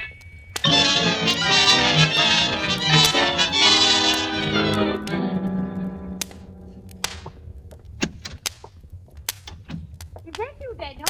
Yes, my dear. Well, it's about time. I've been looking for my alligator bag. Do you... Oh, yes, I was about to tell you, my dear. I borrowed it. Borrowed it? What for? Where is it? It was stolen. Stolen? Well, how? You see, I was riding on the underground, and some chap grabbed it and dashed out of the door with it before I could stop him. My beautiful bag. Oh, Daniel, how could you have been so careless? Well, it can't be helped now, my dear. I'll save up and buy you another one. Stolen. Well, at least we can phone the police. Police? Well, why not? That's what one usually does about stolen belongings, isn't it? It's not the slightest use, my dear. Well, there's no harm in it. Oh, I'll answer it, Daniel. Yes? Why, yes, my husband and I were just... Yes. Yes, that would be if... Oh. Well, that is odd. Well, yes, come right up. Yes, we'll both be here. That was the police, Daniel. They found my bag. No, they couldn't They have. saw a beggar carrying it. They thought it looked odd, such a nice bag, and they found my name on it inside. Oh. Daniel, it was full of music boxes. 36 of them. All right, then. They were down at the store. They got on my nerves. And Daniel, they all played the same piece of music. The tune from our play that you used to like so much. That's right. And you hadn't ever wanted to hear again. Hilda. Since... Well, Daniel. I'm very tired, Hilda. I'm going to take a bath. Daniel, I want to talk to you. Very well. You may talk to me while I run my bath.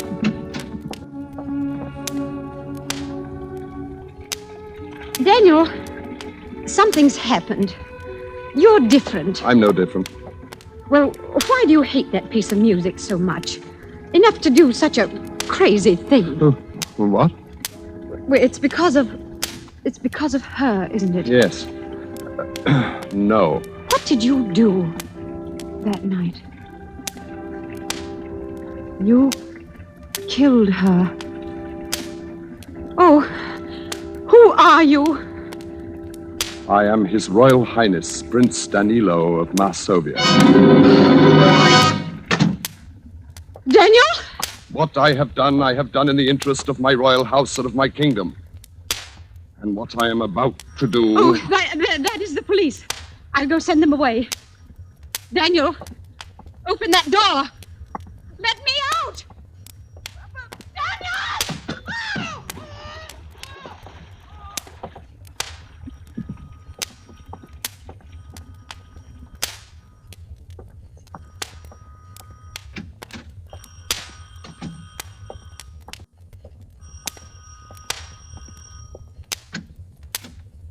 What do you want? Inspector Davis, Scotland Yard. That's him. Oh, George. Oh, George, why did you leave me? I'd fallen in the bathroom and cracked my head. And when I woke up, you were gone. You'd fallen? We've been trying to find you for this lady for quite a while, Mr. Munsey. All we had to go on was your taste in music. George. And when this bag showed up with the music boxes in it... By the way, is this your other wife's bag? Oh, George, there was someone else. Ah, so you don't want to answer, eh? Well, you better call the other lady down here, Mr. Munsey. It looks as though you'd have to answer to a charge of bigamy, my lad. Bigamy. Bigamy. Bigamy!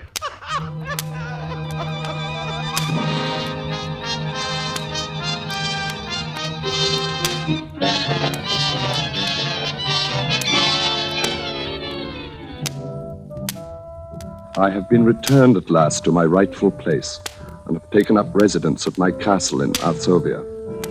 There are heavy bars upon the window for the protection of my royal person, and I am most courteously treated by all my court attendants. Even now I hear the approach of my prime minister, whose quaint conceit it is to call himself my doctor. He has been on a personal errand at my request. Did you get it? Did you bring us what we asked? Yes, I managed to find one. Here it is. Ah, yes, yes. That is it.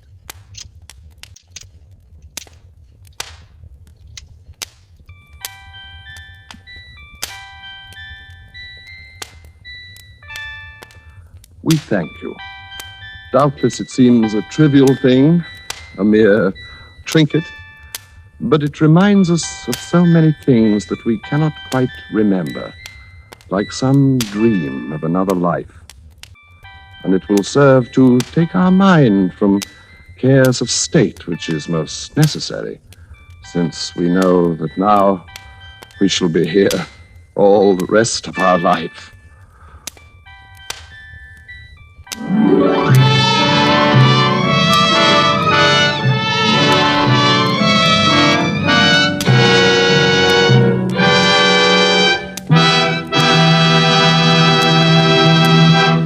And so closes The Merry Widower, starring Mr. Reginald Gardner. Tonight's study in Suspense.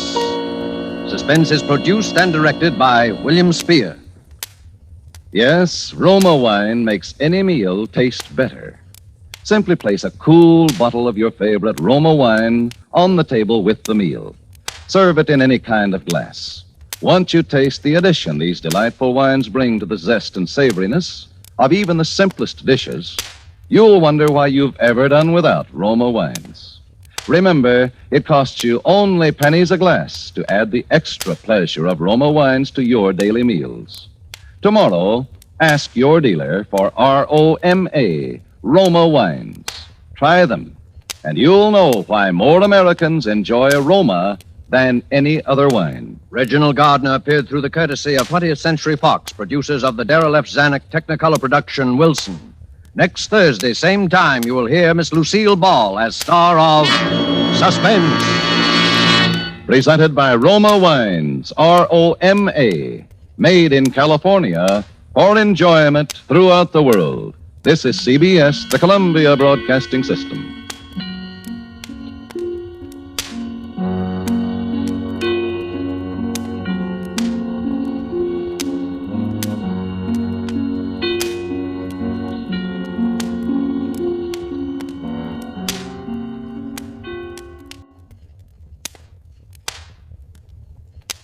Now, Roma Wines present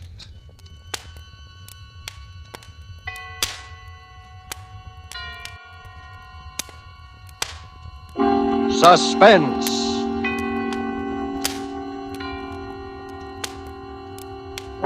Tonight, The Brighton Strangler, starring John Loder with June Dupre.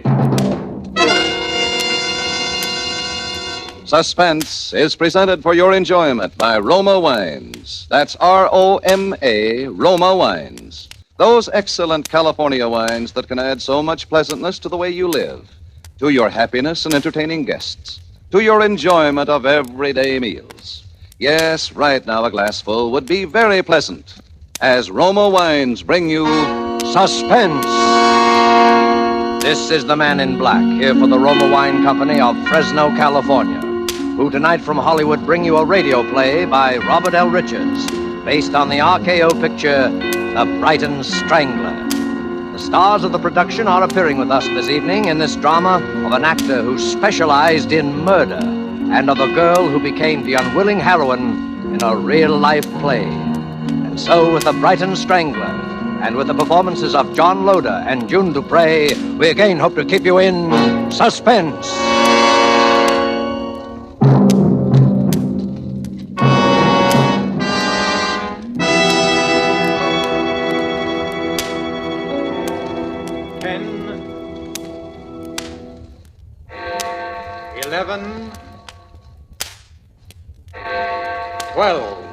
Midnight and the New Year. Oh, Edward, it's been such a lovely holiday. April, my dear, I wouldn't stand too near the edge. The rail is very low and it's quite a drop to the street. I was only looking over the city. It's even a lovely night to have a holiday end, as long as it must end. All lovely things must end, my dear. Shall we join the others?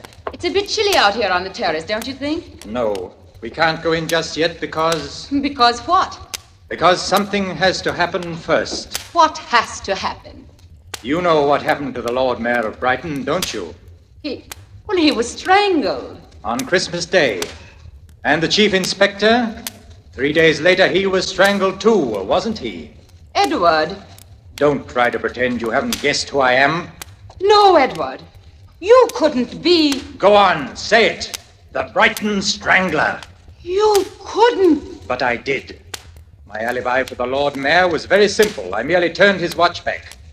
And for the Chief Inspector, you yourself supplied me with an alibi. Remember? But why? Why? Because 10 years ago they conspired to send an innocent man to prison. And that innocent man was me. And now you, my dear, are the only person alive who knows. Edward, listen to me. We're in London. It's New Year's Eve. Don't you remember how... The silk cord.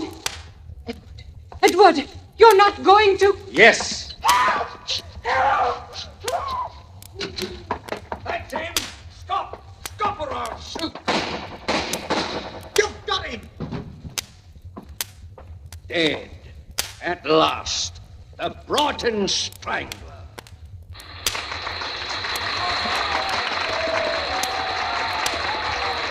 Thank you very much. Thank you. Thank you. Good night.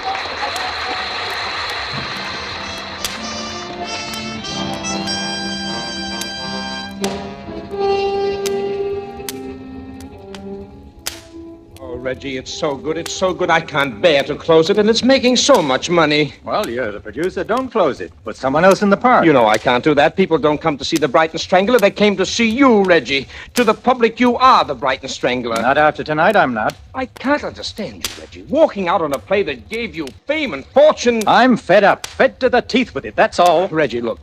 I won't speak for the play itself. It's only mediocre. I'll grant you that. But you've given it something. Just by sheer force of personality, you've made it authentic, terrifying, a tremendous psychological drama. Well, that's just it. Now, look here, Sheldon. Has it ever occurred to you that a man might feel if he strangled one more person, he'd go stark raving mad? But it's only a play, Reggie. Just make believe. Oh, you ought to know by this time that to an actor, a good actor, it's never entirely make-believe. Yes. Now, look here, Reggie, look here. I'll tell you what I'll do. I don't want to talk about it. Leave me alone, can't you? But, Reggie, Leave me alone. Can't you understand? Leave me alone. All right. There's no need to get edgy. Oh, I'm sorry. Got any plans? Some service canteen shows. Well, if I don't see you, Merry Christmas. Yes. Merry Christmas. Good night.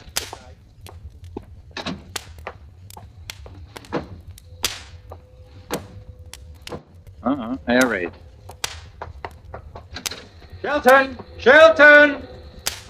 Gone. Everyone's gone. No time to make the shelter now. Best stay here, I suppose. Getting close. Too close. This is it!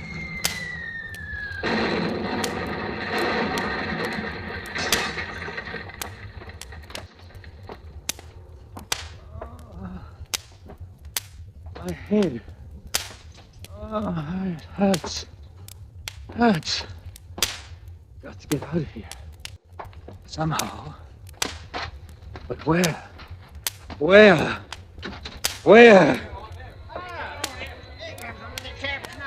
you all right, sir? Oh, you got a nasty gash on your head, haven't you? All right, why? Yes, I'm all right. Oh, here. Don't forget your suitcase, sir. Suitcase? Yes. Where you going? Victoria Station? Huh? Yes. Victoria Station.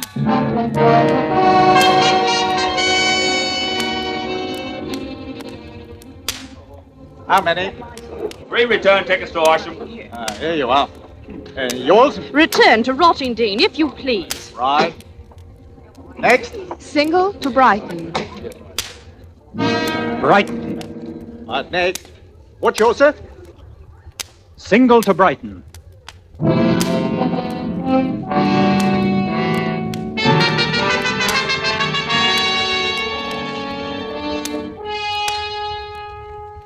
Tonight for Suspense, Roma Wines are bringing you as stars Mr. John Loder and Miss June Dupre in The Brighton Strangler, tonight's tale of suspense.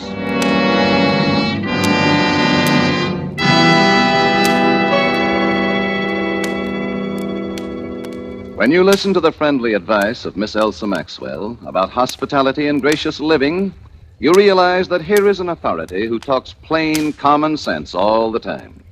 I'm talking to men as well as women when I say that the finest hospitality is always simple, sincere, moderate, and natural. Never the opposite. And so I'm always emphasizing that the nicest, simplest, most sincerely flattering hospitality is to serve your guests some Roma sherry with its golden amber color, its deliciously tangy nut-like flavor. It's not only supremely enjoyable before dinner or in the afternoon, it's smartly correct, a genuine compliment to your friends and to yourself. And please don't worry about special glasses. It's perfectly correct to use any nice glasses that are handy. Well, Miss Maxwell speaks more authoritatively than I can, but I will add this. Roma sherry, like all famous Roma wines, made from California's magnificent sun-ripened grapes, brings you all their fine flavor, aroma, and color, is unvaryingly good, always enjoyable, thanks to the age-old wine skill of Roma's noted wineries, located in the choicest vineyard areas of California. Yet all this goodness and pleasure is yours for only pennies a glass. Remember, more Americans enjoy Roma than any other wines. Roma, R-O-M-A, Roma wines. And now it is with pleasure that we bring back to our soundstage Mr. John Loder as Reginald Parker and June Dupre as April Manby, who now takes up the narrative concerning The Brighton Strangler, a tale well calculated to keep you in suspense.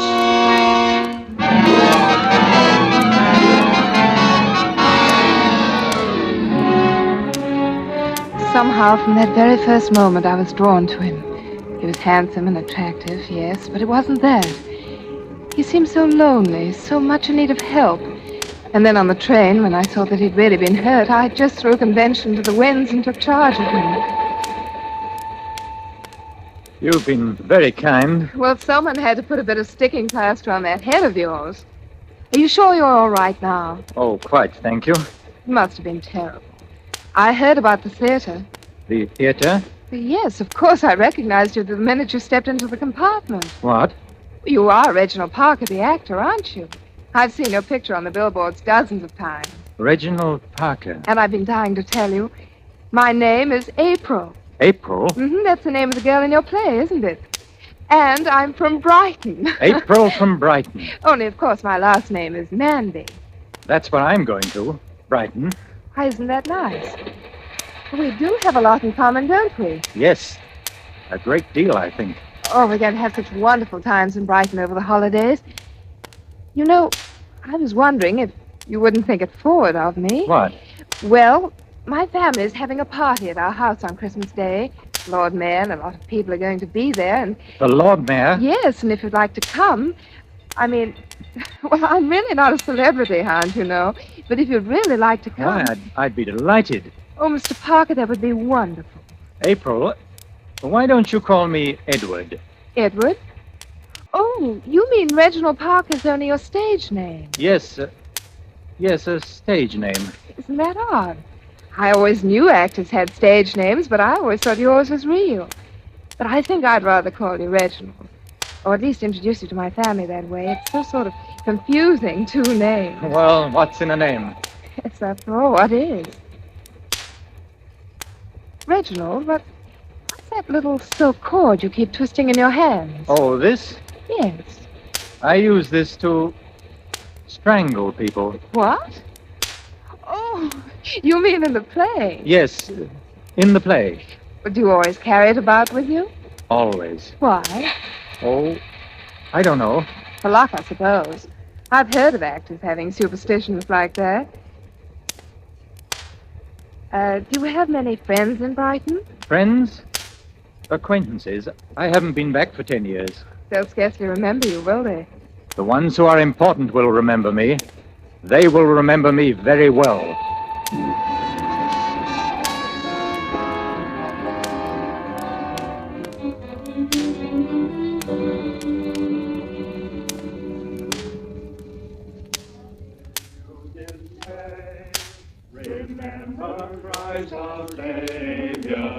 Hello there. Am I late? Oh, no, right on the dot. Just 5:39. Here, let me take your coat. Thanks. Now come along and meet everyone. I'm so anxious for you to meet my parents. You told them so much about you. I didn't realize you knew so much about me. You know what I mean. Mother, Mother, I want you to meet Mr. Reginald Parker. Well, how do you do, Mr. Parker? How do you do? Mrs. Shackleton. How do you do? Mr. Shackleton. How are you? My father, Dr. Manby. How do you do, sir? And Chief Inspector Allison. How do you do? Well, everyone's here now but the Lord Mayor. I wonder what can be keeping him. Well, it's barely 5:30 now. It's a bit of a walk from his place. I expect he'll be along directly. Well, Mr. Parker, it's a pleasure to meet you in the flesh, so to speak, sir. I have an impression that we have met in the flesh before, Inspector. Well, not that I recall, sir, and I'm sure that I would. I would have thought so too, Inspector. If only because of our mutual adventures in villainy. Eh? Oh, I see what you mean. Well, sir, I'm a practical criminologist, or more supposed to be. And I must confess that I find most of these plays and films and so on about crime rather preposterous. Why? Why, in this day and age, a man can't go about killing people without being caught. Once in a while, perhaps, but when you get these stories of chaps with 2 or 3 and a whole string of victims, oh, no, never. But, Inspector, they always are caught in the end, if only to prove to the kiddies that crime doesn't pay. But supposing it were the perfect crime. Oh, boss, there's no such thing. Really? Oh, you interested in criminology, Mr. Parker? We ought to get together some evening while you're here. Perhaps I could give you a few experiences of my own that would amuse you. I should be delighted, Inspector. In fact, I shall make a point of it. Good. Excuse me a moment. Hello? Yes? Yes, I'll call you. It's for you, Daddy. Oh, thank you, ma'am. Yes? Yes, this is Dr. Manby speaking. What? Good Lord. Yes. Very well, I'll tell him, and I'll come over at once. What is it? What's wrong? Terrible thing has just happened. We'll need you on this, I'm afraid, Inspector. What's happened? The Lord Mayor has been murdered. I can't understand it. Why, he didn't have an enemy in the world. When did it happen? He left his house at 5:15 to come over here. He was apparently attacked by someone who'd been lurking in the shrubbery of his own grounds. He was killed at 5:30. His watch had been smashed during the struggle, and that's when it stopped. And, how was he killed, Doctor? He was strangled.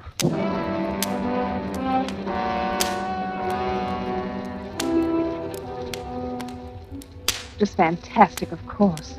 But there it was, that terrible coincidence. The strangling in Brighton. I must confess that my main concern was for Reggie. The way everyone glanced at him, the polite, standoffish way they talked to him, was enough to show they felt that somehow he was responsible for the dreadful thing that had happened.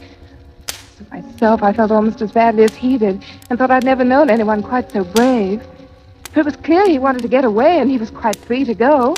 And yet he stayed on in Brighton, as though compelled to. Perhaps by a strange feeling that he mustn't run off until the mystery had been solved. He even made a little joke about it that night that I drove him to the concert. Well, this is one way of facing the music. Reggie, you mustn't say that. Oh, I'm sorry. I hope you didn't mind too much driving me down. Of course I didn't. I know you must think I'm a low dog for picking the one night when you wouldn't come along, but it's their only program of Rimsky-Korsakov, and I couldn't bear to miss it. I'll come another time. If you want me to. I want you to very much. Reggie, did you ever think that a play might have an effect on people who saw it? How? That someone might see it and want to do the same thing? Oh. Reggie, I think that's what happened. I think that someone saw your play and is trying to do the same thing in real life. Some poor creature with a twisted mind. A twisted mind. Please don't think I'm blaming you. But a play like that should never have been written. Should never have been allowed. Perhaps it was just fated to be that way. It's the only thing I can think of to explain the things that have happened. Does it make a great deal of difference to you? Difference? In the way you feel about me? Reggie, no. I'm glad of that, because I think quite soon now, perhaps after tonight, I shall have something very important to tell you, April. Oh. Well, here we are. Well, thanks for bringing me, and you will pick me up. At 11:30 sharp.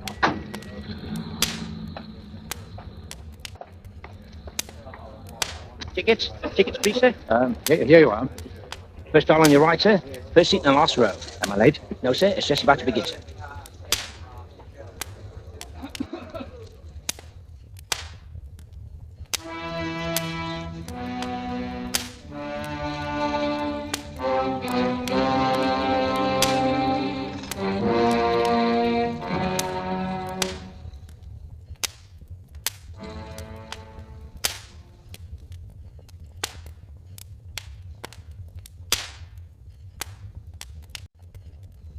Inspector.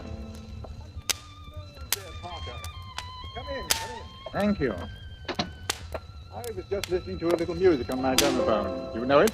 Scheherazade? Yes, it's just 42 minutes long. Oh, is it? I never timed it. Yeah, make yourself comfortable by the fire.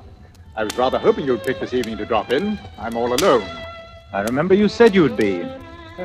You have quite a music library, Inspector. Yes. And I see you collect other things as well. Oh, my private chamber of horrors. Interested? Very much. Of course, you did want to talk about crime, didn't you? Well, each of these things, rather gruesome, most of them to you, I expect, is like a trophy to me. I take this butcher knife. You can imagine what that was used for, I suppose. His wife? That's it. Carved her up and put her in a trunk and checked her at Brighton Station. We didn't find her for 3 months. Never did find her head. We got the chap, though. Now, here's something you don't see very often. A hangman's noose. Yes, the fellow who wore that collar last got me my biggest promotion. It must be a great moment of satisfaction when the bolt is pulled, the rope tightens, and you know your murder is done for. Yes, it is, for a fact. But there's one trophy I intend to have here that'll make me prouder than all the rest. Just a little thing it is, too. Just a bit of cord. You mean the cord that was used to strangle the Lord Mayor? Right you are, and I'll get it. Many years ago, 10 years to be exact, before the Lord Mayor was the Lord Mayor, he was a barrister defending a client in a court of law. And let us suppose that instead of defending his client, he betrayed him to the prosecution and the man went to prison. And let us suppose that the man returned one day, after all those years in prison, to take revenge. And he took it. Very imaginative theory, Mr. Parker. Why don't you drop into my office tomorrow and we'll discuss it further? Ah, but you've only heard half of my theory, Inspector. Let us also suppose that the representative of the prosecution to whom this innocent man was betrayed was someone more interested in collecting trophies than in seeing justice. An ambitious man. A chief inspector of police, shall we say. Someone like you, Inspector. Really, Mr. Parker? Then it would also follow that our man would strangle you. Wouldn't it, Inspector? I'm afraid play acting has influenced your judgment, sir. This is no play, Inspector. Oh, you couldn't get away with a thing like this. You've said that before. People know where you are. Exactly. You see, I am at a concert. No!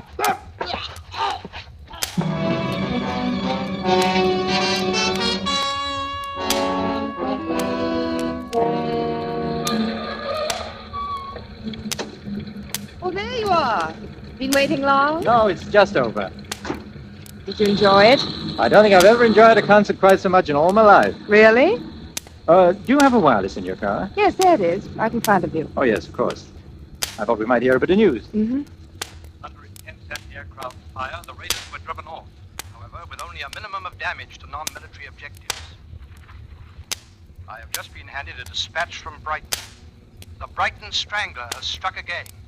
At approximately 11 o'clock tonight, Chief Inspector Allison of the Brighton Police Force was found dead in his flat. Reggie. He had apparently been murdered in the same manner as the Lord Mayor of Brighton, only 3 days before, by strangling. Again, there were no clues to the killer. Reggie.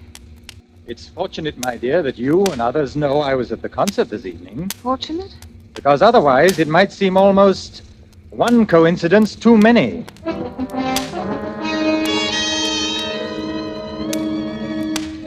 Coincidence? Suddenly, all this coincidence that had seemed only the trickery of an impossible nightmare became the evidence of terrible reality. How I managed to maintain a semblance of calm as I drove him back to his hotel, I shall never know. The next day he had left, and that afternoon he called me from London. He said it was most urgent that I see him. I knew that I must go. But first, I went to the police.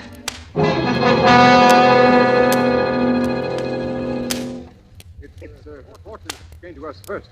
Now, if you know where he is, miss, we'll arrest him at once. But I don't know where he is. And besides, I have no proof. Neither of you, neither has anyone. There's all the proof we need, miss. But don't you see the pattern? I'm to meet him at the Plaza Hotel. And the Plaza Hotel is a terrace. And tonight is New Year's Eve. And my name is April. You'll be taking your life in your hands, miss. Oh, maybe I'm wrong. I pray that I am. Maybe you won't have to do anything and he'll come to you of his own accord when I tell him you want him. But if I'm not wrong, if this is the only way to save him, I'm the only person in the world who can do it. Well, what did you say the line in the play was? He says, and now you, my dear, are the only person alive who knows. The only person alive who knows. You do have a script of the play, don't you? Oh, yes, yes. Because you'll have to come right in on cue. Do you have a copy of the play for yourself? I don't need one. I know it now by heart.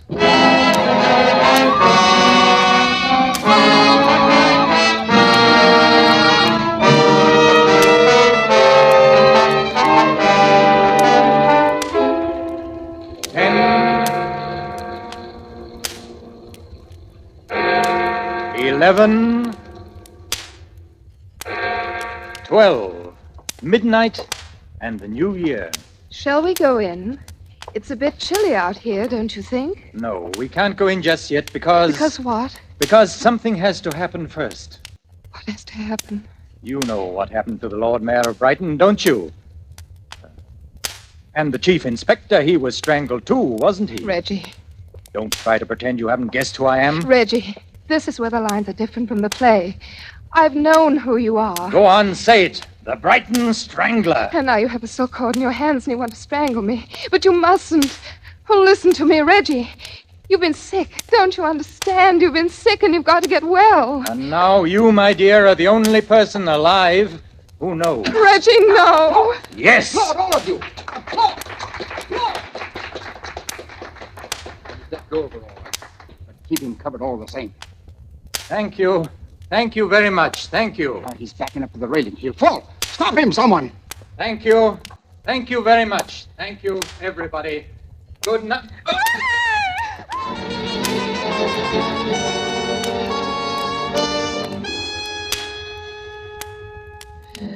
As though in a trance, bowing as he had so often to so many enchanted audiences of the Brighton Strangler, he stepped backwards towards the low parapet as though again leaving the stage, and fell.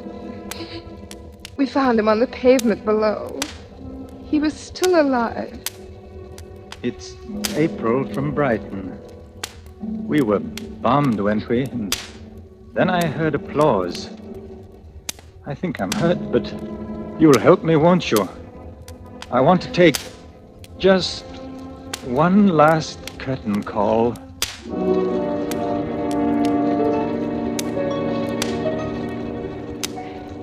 He died there, in my arms.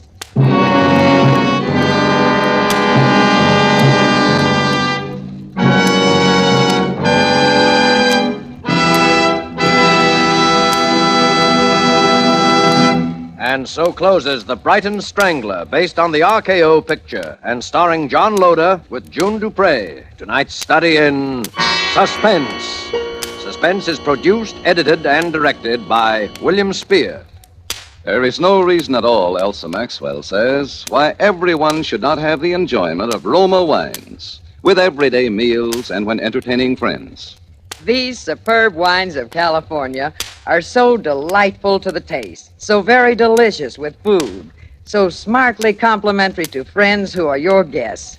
It seems a shame to me that some people still miss out on such wholesomely simple, moderate, and inexpensive pleasure. But of course, Miss Maxwell, millions already do know and enjoy Roma wines. In fact, more Americans enjoy Roma than any other wines. And that can only mean Roma wines are California's finest, always extra good, unvaryingly fine in flavor and quality. Yet, only pennies a glass. Roma, R-O-M-A, Roma wines. Before we bring you news about next week's program, I should like for our sponsors, the Roma Wine Company, and for all of us who collaborate to bring you Suspense, Mr. Spear, our producer-director, Lud Gluskin, our conductor, Lucian Marowick, composer of our scores, Vern Surrey and Ralph Cummings, our sound crew, Bob Anderson, engineer, and Truman Bradley, our announcer, to wish you a very Merry Christmas. Next Thursday, same time, you will hear Miss Ida Lupino as star of Suspense. Presented by Roma Wines, R-O-M-A, made in California for enjoyment throughout the world. An open telegram from Washington concerning the merchant marine, which should be listened to with vital interest by eligible members of our audience. United States shipbuilding program is being increased at enormous rate. Contracts have been awarded for hundreds of additional new ships. Every one of these ships must be manned by 40 to 50 men, most of them with previous sea experience. Long Pacific distances and expanding supply problems call for continuous employment of large numbers of men and ships until Japan is totally defeated.